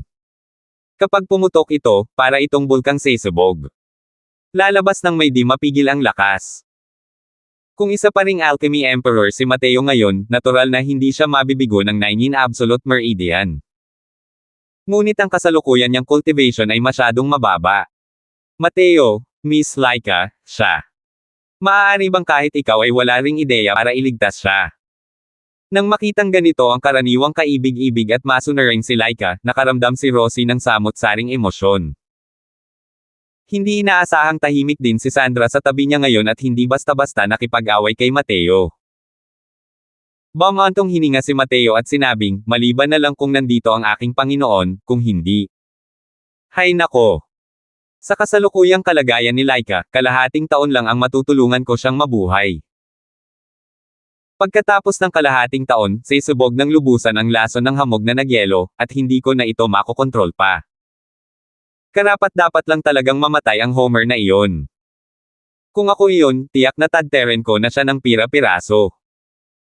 Napaigik si Sandra ng mapait. Hindi nakaramdam ni Katie ting naawa si Sandra sa isang taong tulad ni Homer. Sa kabilang banda, nagliwanag ang mga mata ni Rosie. Talagang may makapangyarihang amo ka. Nasaan siya? Bakit hindi mo siya imbitahan dito? Basta't pupunta siya, hindi lang niya magagamot si Laika, pati ang mga problema mo ay mawawala rin. Sadyang sinabi ni Mateo na mayroon siyang amo dahil natatakot siyang hayaan ni na Rosie at ng kanilang mga kasama na tumakbo ng ligaw ang kanilang mga imahinasyon. Si Rosie ay napakatalino. Nahaharap na siya sa nalalapit na kamatayan, at hindi sumipot ang kanyang Panginoon, na hindi maiiwasang nagpasimula ng ilang mga ideya. Sa totoo lang, matagal nang nakikita ni Mateo si Rosie na gustong magtanong ngunit nanatiling walang emosyon. Kaya niya ito sinabi. Gayunpaman, saan kaya manggagaling ang kanyang makapangyarihang Panginoon? Tumawa ng mapait si Mateo. Tunay ngang makapangyarihan si Master, pero isa siyang taong hindi marunong umupo ng tahimik. Matapos niyang ibahagi ang lahat ng kanyang kaalaman, umalis siya para maglakbay sa buong mundo. Hindi ko rin alam kung nasaan siya ngayon. Nang marinig ito ni Mateo, labis na nadismaya si Rosie. Ang isang taong kayang magpalaki ng halimaw na tulad ni Mateo ay tiyak na isang napakalakas na nilalang. Maaari pa nga siyang maging isang hari ng alchemy o isang soberano ng alchemy mula sa mga alamat. Kung naroon siya, paano maglalakas loob si Luban na maging walang pigil? Pero, ang Nine Heavens Road ay isang death zone para sa Essence Realms. Hindi ba't katumbas din ito ng pagkamatay kung papasok ka sa Nine Heavens Road? Kahit na nakumbinsi na nina Rosie at Oliver si Mateo, hindi pa rin maganda ang tingin nila kay Mateo. Hindi lang sila. Walang sino man sa buong Central Academy ang may mataas na pag-asa kay Mateo. Tama. Noon, pagpasok ni Julian, halos tiyak na kamatayan ang naghihintay. Nasa 6th level Essence Realm ka pa lang. Bakit hindi mo na lang isama si Laika at tumakbo? Sumabay din si Sandra mula sa gilid. Umiling si Mateo at sinabing, sa tingin mo ba ay hanggal si Luban? Paano niya ako nabigyan ng pagkakataong makatakas? Natatakot ako na mayroon na siyang mga taong nakaistasyon sa bawat ruta palabas ng akademya. Tungkol naman sa aking tirahan, tiyak na maraming taong nagbabantay dito. Hanggat lumabas ako sa bahay na ito, lahat ng aking galaw ay nasa kanyang kamay. Ito. Sige, Salamat sa iyong pag-aalala. Alam ko ang ginagawa ko. Kahit hindi pa 100%, mayroon akong kahit 30% na kumpiyansa na makakadaan ako sa Nine Heavens Road. Buong kumpiyansang sabi ni Mateo. Ano? Mayroon kang 30% na kumpiyansa. Nagbibiro ka ba? Ang Nine Heavens Road ay isang death zone para sa Essence Tree Realm. Sinasabi mo ba na mayroon kang 30% na kumpiyansa? Sinusubukan mo bang gamitin ang mga salitang ito para paalisin kami? Sigaw ni Sandra. Kahit walang sinabi si Rosie, kung titingnan ang ekspresyon ng mukha nito, halatang hindi rin niya ito pinaniwalaan. Ang Nine Heavens Road ay tiyak na kamatayan para sa Essence Tree Realms, at sinabi talaga ni Mateo na mayroon siyang 30% na kumpiyansa. Ito ay maituturing na walang iba kundi mga salitang nagbibigay katiyakan. Haha. Pwede kang pumili na huwag akong paniwalaan, pero hindi mo maaaring hindi paniwalaan ang aking Panginoon. Ang kapangyarihan ng Panginoon ay higit pa sa iyong imahinasyon, kaya dapat ka ring magtiwala sa akin, natatawang sabi ni Mateo. Sa totoo lang, ang antas ng kumpiyansa ni Mateo ay lampas sa 50%. Natatakot lang siya na baka masyadong nakakagulat ito, kaya pinili niyang huwag nang magpaliwanag. Ang dahilan kung bakit nang ahas si Mateo na hamanin ang Nine Heavens Road ay dahil nawaan niya mula kay Oliver na ang Nine Heavens Road na ito ay isang napakalaking hanay ng mga sundalo. Hindi magiging madali para sa isang maliit na Nine Heavens Road na subukang patayin siya gamit ang kanyang mga kakayahan sa array daw. Kung hindi dahil sa napakababa ng cultivation ni Mateo, ang pagbasag sa array na ito ay hindi magiging gaanong naiiba sa paglalaro ng bahay-bahayan kasama ang mga bata. Siyempre, hindi rin lubos na sigurado si Mateo. Ang ilang mga array formation ay may napakalakas na kapangyarihan, na hindi niya kayang tiisin sa kanyang kasalukuyang cultivation realm. Kung tungkol naman sa mga detalye, kailangan muna nitong maghintay hanggang sa makapasok sa Nine Heavens Road bago malaman ang mga ito. Nang makitang may tiwala sa sarili si Mateo, hindi rin alam ni na Rosie at Sandra kung bakit, ngunit bigla silang nagkaroon ng mas malaking kumpiyansa. Siguro naman ay makakagawa na naman ng isa pang himala si Mateo. 72. Pagkalipas ng 3 araw, sa paanan ng Nine Heavens Peak. Nagsiksikan ng mga estudyante sa paligid kaya't kahit ang tubig ay hindi makadaan. Ang paghamon sa Nine Heavens Road ay isang bagay na bihirang makita sa paglipas ng mga taon. Natural lamang, ayaw nilang palampasin ang engranding okasyong ito. Parang isang multo ang buong Central Academy dahil lahat ay gustong sumama at makisaya. Kung hindi dahil sa mga naunang pangyayari, maaaring hindi magkakaroon ng ganito kalaking okasyon ngayon. Ang isang 6th level Essence Tree Realm na humahamon sa Nine Heavens Road ay parang naghahanap lamang ng kamatayan. Ano ang dapat panoorin? Gayunpaman, ang insidenteng ginawa ni Mateo kanina ay nagdulot ng maraming debate, at halos lahat ay alam na ito sa akademya. Ngayon, alam ng lahat na ang antas ng henyo ni Mateo ay lumampas na sa kanilang imahinasyon. Maaari ba siyang lumikha ng isa pang himala? Kahit walang naniniwala mula sa kaibuturan ng kanilang puso, mayroon pa ring kaunting bahid ng pananabik. Sa isa pang bundok na nakaharap sa Nine Heavens Peak, mayroong isang pavilion. Ito ang perpektong lugar para pagmasdan ang Nine Heavens Road. Maraming tao ang nakaupo sa paligid ng isang mesa sa pavilion. Sila ay si Luben at ilang matatanda. Maraming tao ang nagkukumpulan sa labas ng pavilion. Bukod sa mga instruktor ng akademya, karamihan sa kanila ay mga henyong estudyante sa martial at alchemy Rolls of Honor. Likas na naiiba ang kanilang katayuan sa mga ordinaryong estudyante. Nakakagulat na naroon din sina Terry, Bogart, Yishan, at iba pa. Hoy, matandang Long. Bakit hindi tayo magayos ng kaunti?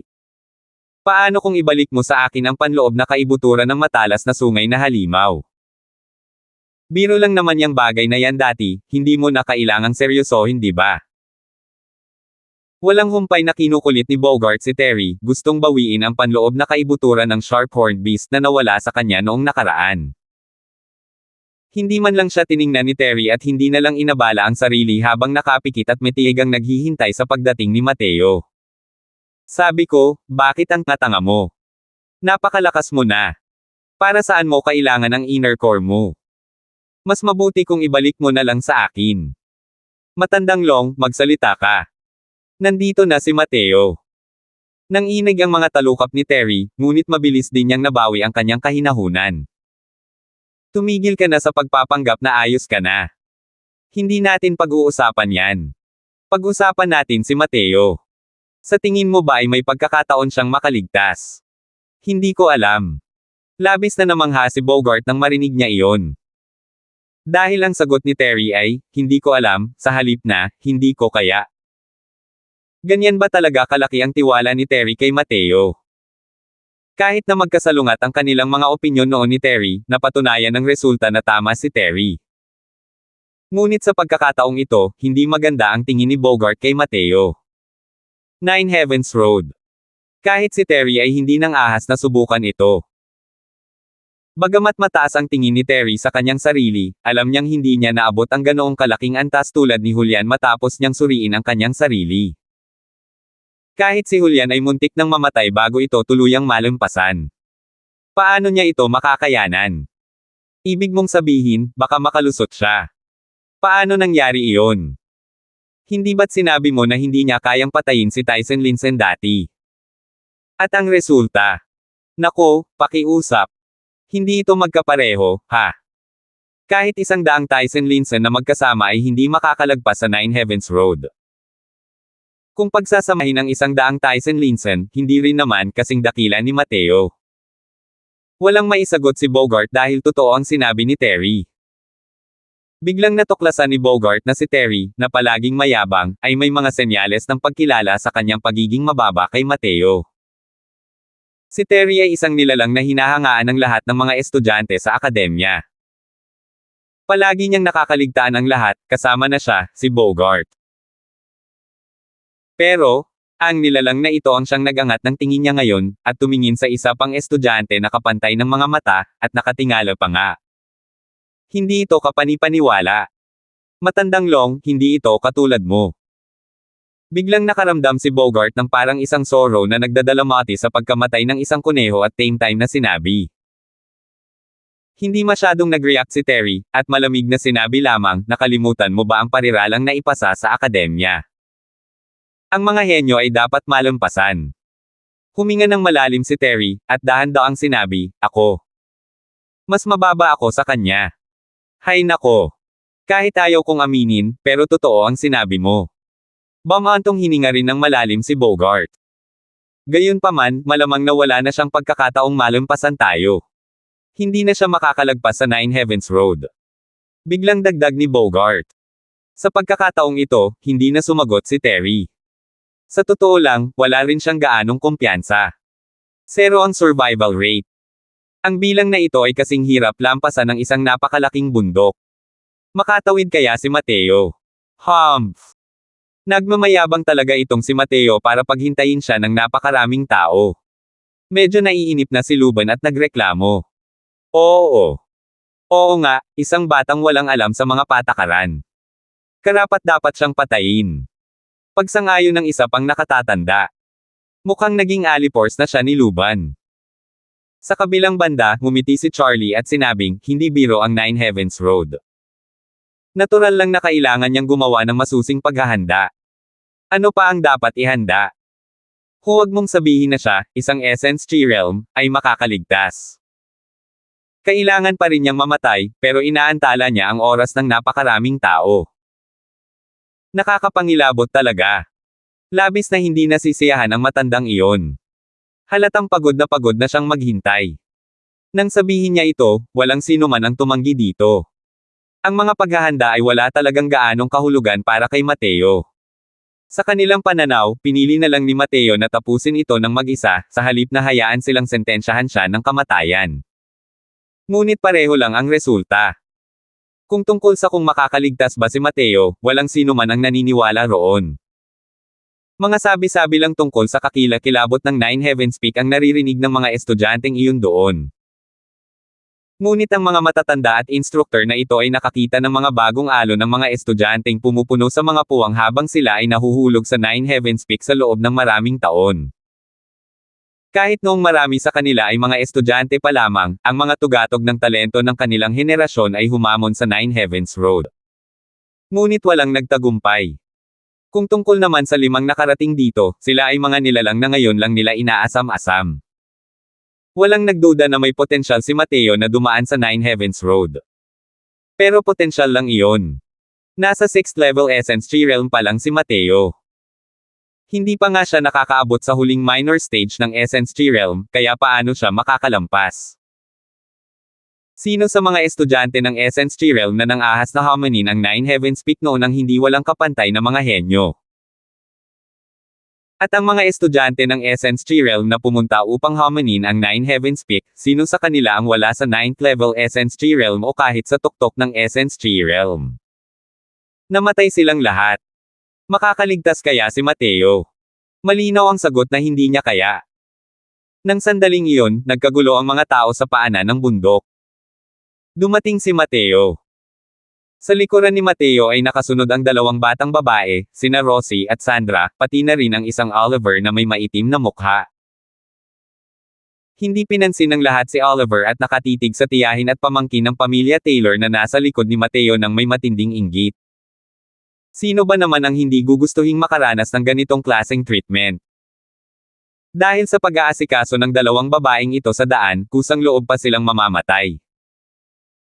Natural lang na hindi nagkukunwaring isang malaking tao si Mateo na nahuhuli sa kanyang ginagawa. Kailangan niyang pakalmayan ng maayos si Laika. Maagang maaga, muling nagpadala si Mateo ng enerhiya ng asensya upang tulungan si Laika na sugpuin ang laso ng hamog na nagyelo. Matapos makapag-adjust ng ilang panahon, hinayaan niya si Rosie na mag-ayos ng isang taong mag-aalaga kay Laika bago pa siya makapagpahinga at makarating sa Nine Heavens Peak. Kaya natural lang, medyo nahuli siya. Habang nakatingin sa malayo, isang kalsadang puno ng berdeng maliliit na bato ang diretsyong patungo sa mga ulap, hanggang sa Nine Heavens Peak. Ang mukhang daan patungo sa lupain ng mga immortal, ay ang pala ay ang ipinagbabawal na lupain para sa mga martial artist. Napakahusay ng pagkakigawa. Mukhang hindi ko kayang maliitin ang mga eksperto sa mundong ito. Hindi simple ang Nine Heavens Road na ito. Palihim na nagbigay ng kanyang pagtatasa si Mateo.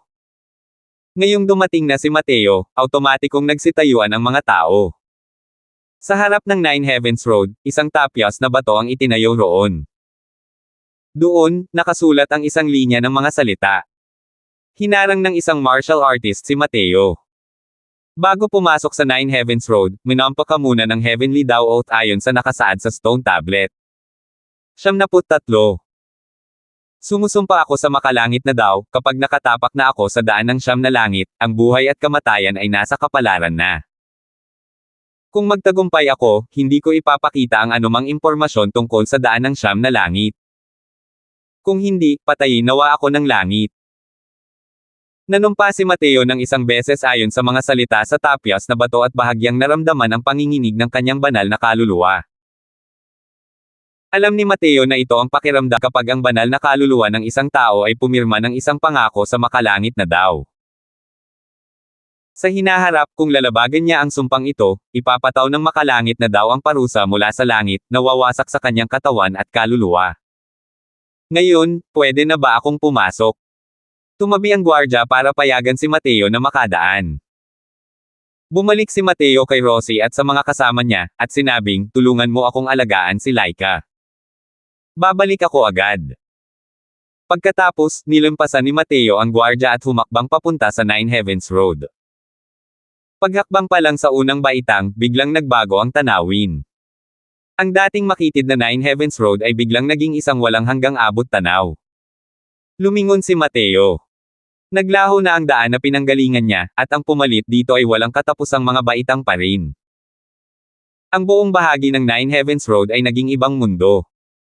Isang mundong binubuo ng hindi mabilang na berdeng hagdan na bato. Medyo interesante talaga. Mukhang bawat tao ay may kanya-kanyang bentahe.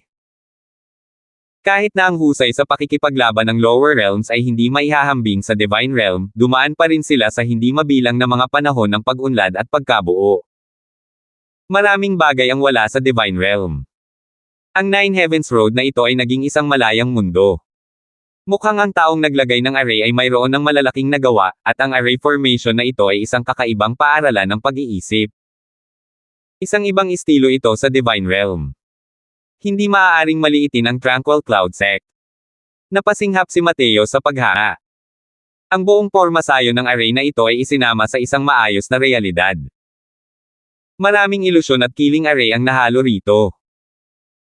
Kahit na ang kapangyarihan nito ay mas mababa kaysa sa mga array ng Divine Realm, ang kasalimuotan nito ay hindi nabawasan kahit kaunti. Hindi nakakapagtaka na napakahirap lampasan ang Nine Heavens Road na ito. Kung ang mga illusion array at killing array na ito ay i-activate ng buong lakas, ang pagpatay sa mga martial artist ng Crystal Formation Realm ay parang paghihiwa ng mga gulay. Bulalas muli ni Mateo nang may paghanga. Aba, wala nang gaanong pag-asa na masira ang hanay. Masyadong mahina ang lakas ko ngayon. Subukan ko ang kapangyarihan ng hanay ng mga pormasayo na ito ng Nine Heavens Road.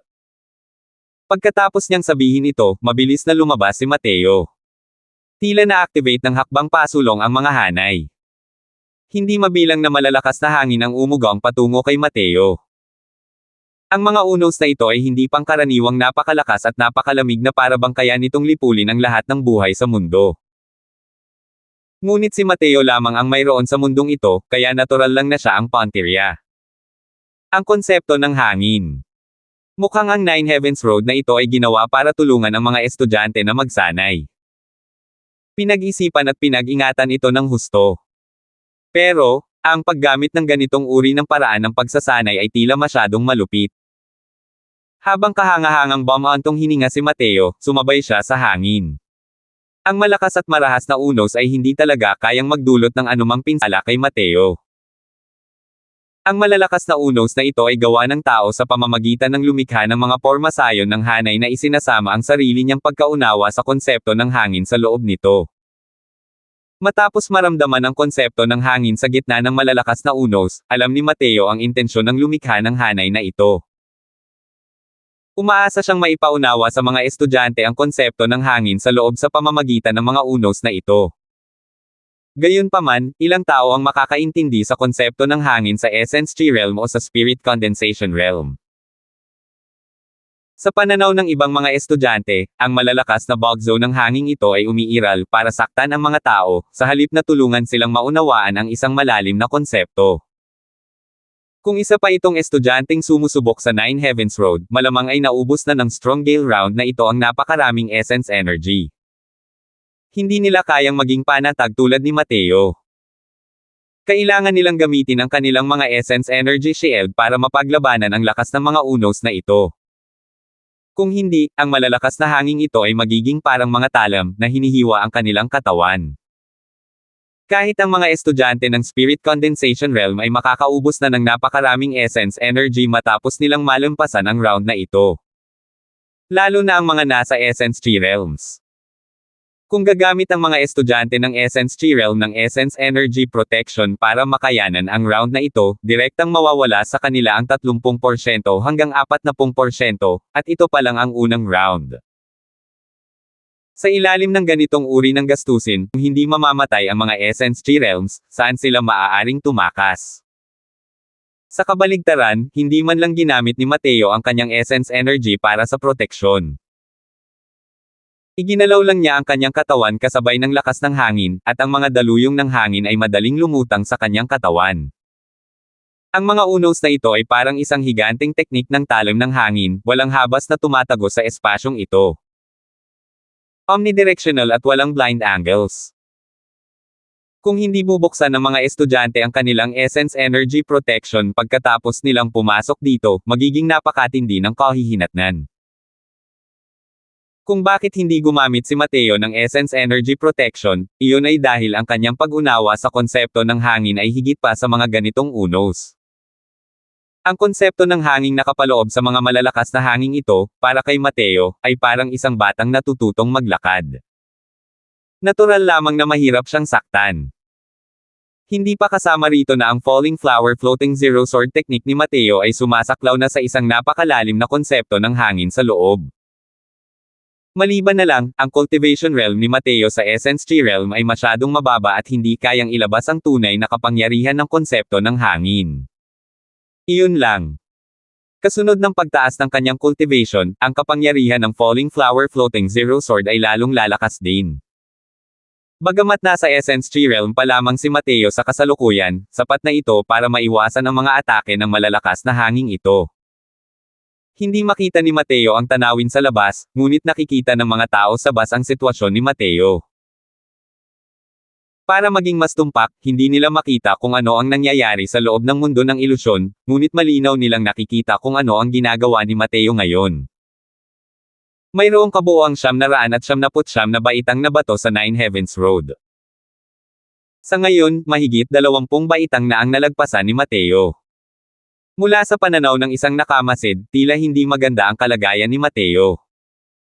Anong ginagawa ni Mateo? Nakalaylay at umuugoy siya na parang lasing. Hindi ko alam. Nabibighani ba siya sa mundo ng ilusyon? Sa tingin ko nga. Tingnan mo siya na walang tigil sa pag-ugoy-ugoy. Sino ang ganyan kahirap sumubok sa Nine Heavens Road? Narinig ko mula sa ilang senior apprentice brothers na noong nakaraan, kapag hinamon ng mga taong iyon ang Nine Heavens Road, binubuksan nila agad ang kanilang Essence Energy Protection na parang may nakakatakot na bagay. Pero tingnan mo si Mateo. Hindi man lang siya nagbukas ng kahit ano, pero parang lasing siya. Bakit siya ibang-iba sa kung paano hinahamon ng iba ang Nine Heavens Road? Oo. Ayon sa haka-haka ng mga senior, ang unang 333 na hakbang ng Nine Heavens Road ay maaaring isang pagsubok sa panlabas na puwersa na lubhang nakakapagod sa enerhiya ng asensya.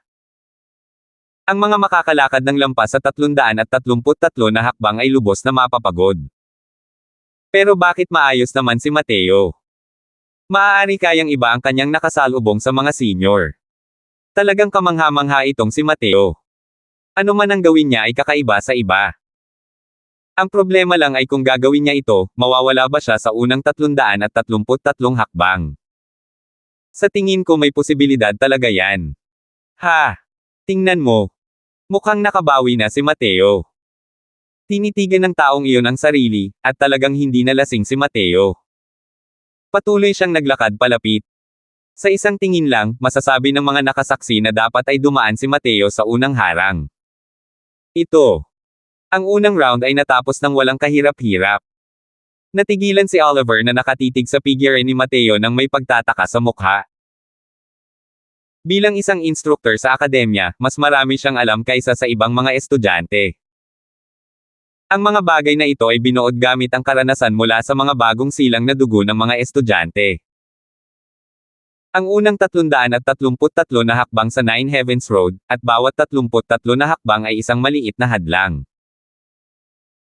Bagamat hindi alam kung ano nga ba talaga ang maliliit na hadlang na ito, kahit sino pa ang sumugod sa maliliit na hadlang na ito, hindi ito magiging ganito kadali.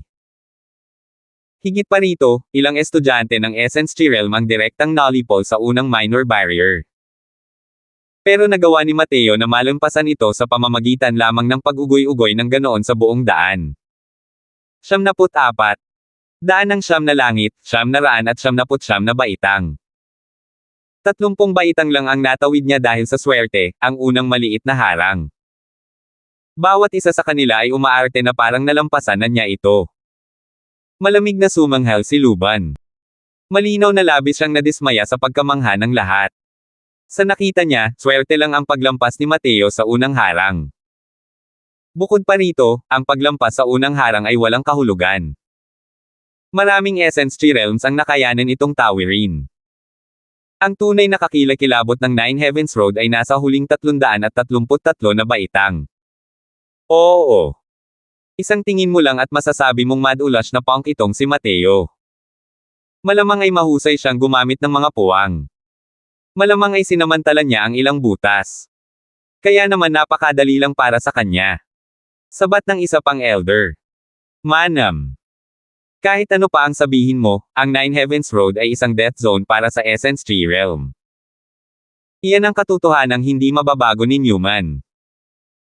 Kung titingnan ng nakaraan, ang pinakamataas na record para sa Essence Tree Realm ay nasa gitnang 333 na baitang. Kahit na si Mateo ay talagang kasuklam-suklam sa langit, ang kanyang limitasyon ay nasa huling 333 na baitang. Sumang-ayon din si Sander.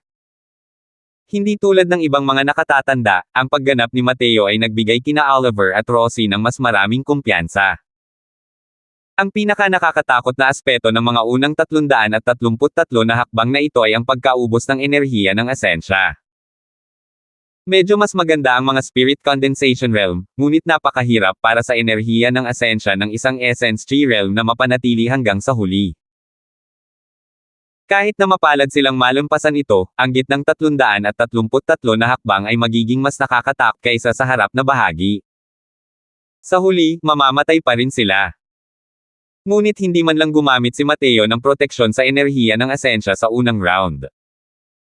Sa totoo lang, hindi siya gaanong gumamit ng enerhiya ng asensya, bal isang sabi ni Oliver. Walang katapusang sorpresa talaga ang kayang ihatid ni Mateo sa mga tao. Siguro. Kaya niya talagang gawin yun. Bulong ni Rosie sa sarili. Sok. Ang baho at tigas ng lalaking yan. Mabuti pa kung patay na siya. Nabawi ni Sandra ang kanyang mabangis at hindi makatwirang ugali. Ngumiti si Rosie at sinabing, kung mamamatay siya, makakalimutan mo na ang pagpasok sa Crystal Formation Realm sa buhay na ito. Sino ang may pakialam? Nanatiling matigas ang ulo ni Rosie, ngunit patuloy na sinusundan ng kanyang mga mata si Mateo sa hagdan. Hindi naging mahirap para kay Mateo ang bala ng Strong Gale. Sa sandaling makatawid siya sa ika-33 baitang at makalapag sa ika-34 na baitang, biglang nagbago muli ang sitwasyon, at naging isang malawak na karagatan. Ang konsepto ng apoy. Nagliliyab na kalsada ito. Inihaw ng nagliliyab na apoy si Mateo hanggang sa malapit na siyang masunog, ngunit isang malamig na ngiti ang sumilay sa sulok ng bibig ni Mateo. Ano kaya ang mararamdaman ng Spirit Bristle Divine King kung alam niyang may naglalaro ng apoy sa harap ng kanyang cultivation law? Pagkasabi nito, pinaikot ni Mateo ang Spirit Bristle 9 niyang Divine Art hindi para paganahin ang Essence Energy Protection, kundi para tuluyang ilabas ang kanyang aura at sumabog kanyang Essence Energy. Pagkatapos ay humakbang si Mateo at dahan-daang umakyat. Saan man siya madaanan, automatikong umatras ang mga apoy. Biro lang ang paglalaro sa konsepto ng apoy sa harap ng Spirit Bristle 9 niyang Divine Art. Ang Spirit Bristle 9 niyang Divine Art ang pinakamataas na batas sa paglilinang ng katangiang apoy sa Divine Realm. Halos naabot na nito ang hangganan ng konsepto ng apoy. Noon, ang Spirit Bristle Divine King ay umasa sa ultimate technique ng Spirit Bristle 9 niyang Divine Art, ang 9 Suns Burning Heaven, at naging kilala sa isang labanan lang. Ginamit niya ang 9 Suns Burning Heaven sa labanang iyon, at direktang sinunog niya ang maraming Divine King na umaatake sa kanya hanggang sa wala. Simula noon, wala nang nang-ahas na galitin siya. Kahit mababaw pa rin ang kasalukuyang kapangyarihan ni Mateo, hindi pa rin ito maihahambing sa isang mortal na apoy ng lower realm. Para itong isang batang dragon. Gaano man siya kaliit, siya pa rin ang magiging hari ng lahat ng mga hayop. Lahat ay natutulog kung saan siya dumaan. Patuloy na sumulong si Mateo habang ang mga apoy sa paligid niya ay automatikong nagbigay sa kanya ng malawak na pwesto. Kasabay noon, nalampasan ni Mateo ang ikalawang round, ang Flame Sea, nang may hindi kapani-paniwalang bilis. Kinailangan ni Mateo na mag-aksaya ng oras para maiwasan ang malalakas na hangin at para malampasan ang unang round. Para sa ikalawang round na ito, agad itong naipasa ni Mateo. Ikatlong ikot, Arctic World. Ito ay isang mundo ng yelo at nyebe, at napakalamig noon. Gayunpaman, ang ganitong uri ng lamig ay tila hindi kayang magdulot ng anumang uri ng banta sa harap ng Spirit Bristle 9 niyang Divine Art ni Mateo. Agad na nilinis ito muli ni Mateo. Sa isang kisap mata, nakatawid si Mateo ng 79 na baitang. Sumunod ay ang ika-4 na round, ang Gravity World. Ika-5 round, ang Thick Earth World. Ika-6 na round, ang Water World. Hanggang sa ika-10 mundo, nakarating si Mateo dito nang walang hadlang. Ang kaharian ni Mateo ay mas mataas kaysa sa lumikha ng mga array na ito. Ang mga harang na ito ay hindi kayang magdulot ng anumang malaking kahirapan para sa kanya. Hindi man lang siya gumastos ng masyadong maraming enerhiya ng asensya. Iniisip ko kung sino mula sa Tranquil Cloud Sect ang lumikha ng mga array na ito. Pinagsama nila ang metal, kahoy, tubig, apoy, at lupa. Ang mga konseptong ito ng 5 elemento pati na rin ang iba pang 5 uri ng konsepto ay nagmula sa kanila. Tunay na isang henyo. Iniisip ko kung ano ang nangyari sa taong ito pagkatapos. Umakyat ba siya sa Divine Realm? Ngayon lang ako nakarinig ng ganitong henyo sa array formations dati sa Divine Realm. Maaari kayang matagal na siyang bumagsak. Napuno ng emosyon si Mateo. Ang mundo ng mga martial artist ay puno ng hindi mabilang na mga panganib. Bukod sa mga panganib sa daan ng paglilinang, ang mas nakakatakot pa ay ang puso ng tao. Mula pa noong sinaunang panahon, mapa Divine Realm man o Lower Realms, ang mga henyo ay kasing dami ng buhok ng baka. Gayunpaman, iilan lamang ang kahangahangang bilang ng mga taong tunay na nagmature. Sino sa mga figurang nakatayo sa tuktok ng banal na kaharian ang hindi niyapakan ang hindi mabilang na bangkay ng mga henyo para makamit ang kanilang kasalukuyang posisyon? Kahit ang isang walang kapantay na henyo tulad ni Mateo ay bumagsak matapos masaktan habang nasa proseso ng pagtanda. Lalo na ang iba. Ang bilis ni Mateo na malampasan ang mga bala ay nagdulot ng malaking ingay sa labas ng mundo. Masyado siyang mabilis. Mula sa unang baitang hanggang sa pagtawid sa unang 333 baitang, wala pang 2 oras ang ginugol ni Mateo. Nakakapanghinayang talaga ito. Isang estudyante ang nagkuskus ng kanyang mga mata at nagtanong ng hindi makapaniwala, may problema ba sa mga mata ko? Kailan pa naging ganoon kadaling daanan ang Nine Heavens Road na ito? May butas ba ang utak mo? Bakit hindi mo subukan, kung madali lang naman itong tawirin? Sa tingin ko hindi mo nga malalaman kung paano ka mamamatay. Pero si Mateo ay nasa 6th level Essence Tree Realm pa lang. Paano siya naging ganito kabilis? Nabalitaan ko na ang Nine Heavens Road na ito ay hindi lang lugar na sumusubok ng lakas. Ang binibigyang diin ng pagsubok ay ang potensyal. Kung titingnan mula sa perspektibong iyon, ang talento nitong si Mateo ay tunay na napakalaki na hindi ka panipaniwala. Pero hindi ko alam kung kaya niyang tumawid sa huling baitang ng 666 o hindi.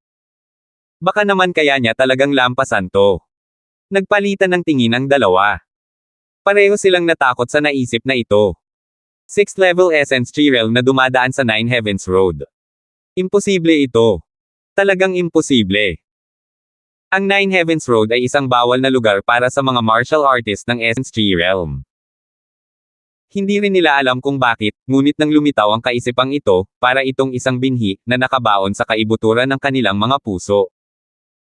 Nagugat ito at sumibol, at hindi na mapigilan. Sa kabilang banda, nang malagpasan ni Mateo ang unang 333 baitang, napatalon si Luban sa kanyang mga paa. Tiningnan niya si Mateo na nasa kalagitnaan na ng bundok nang may pagtataka. Hindi siya masisisi kung bakit siya nagulat ng husto. Ang bilis talaga ni Mateo sa pagpasa ng mga rounds. Dinurog niya ang lahat ng hadlang sa daan nang walang anumang pagkaantala. Kaunti lang ang mga estudyanteng dumaan sa Nine Heavens Road. Hindi naman ilihim ang kanilang pagganap. Bilang unang elder ng Disciplinary Hall, natural lang na malinaw kay Luban iyon. Gayunpaman, wala ni isa sa mga sumubok sa kalsada ang may bilis na kasing bilis ni Mateo sa pagtawid, kasama na ang mga estudyante ng Spirit Condensation Realm na nakapasa. Kahit ang hulya na puno ng talento ay gumugol ng isang buong araw para malampasan ang unang 333 na hakbang. Pero 2 oras lang ang ginugol ni Mateo. Hindi ba't ibig sabihin noon ay ilang beses, o 10 beses pang mas mataas ang antas ng katalinuhan ni Mateo kaysa kay Julian? Hindi naglakas loob si Luban at ayaw niyang maniwala sa kaisipang ito. Salamat po at sinamahan ninyo ako, ingat lagi mga master.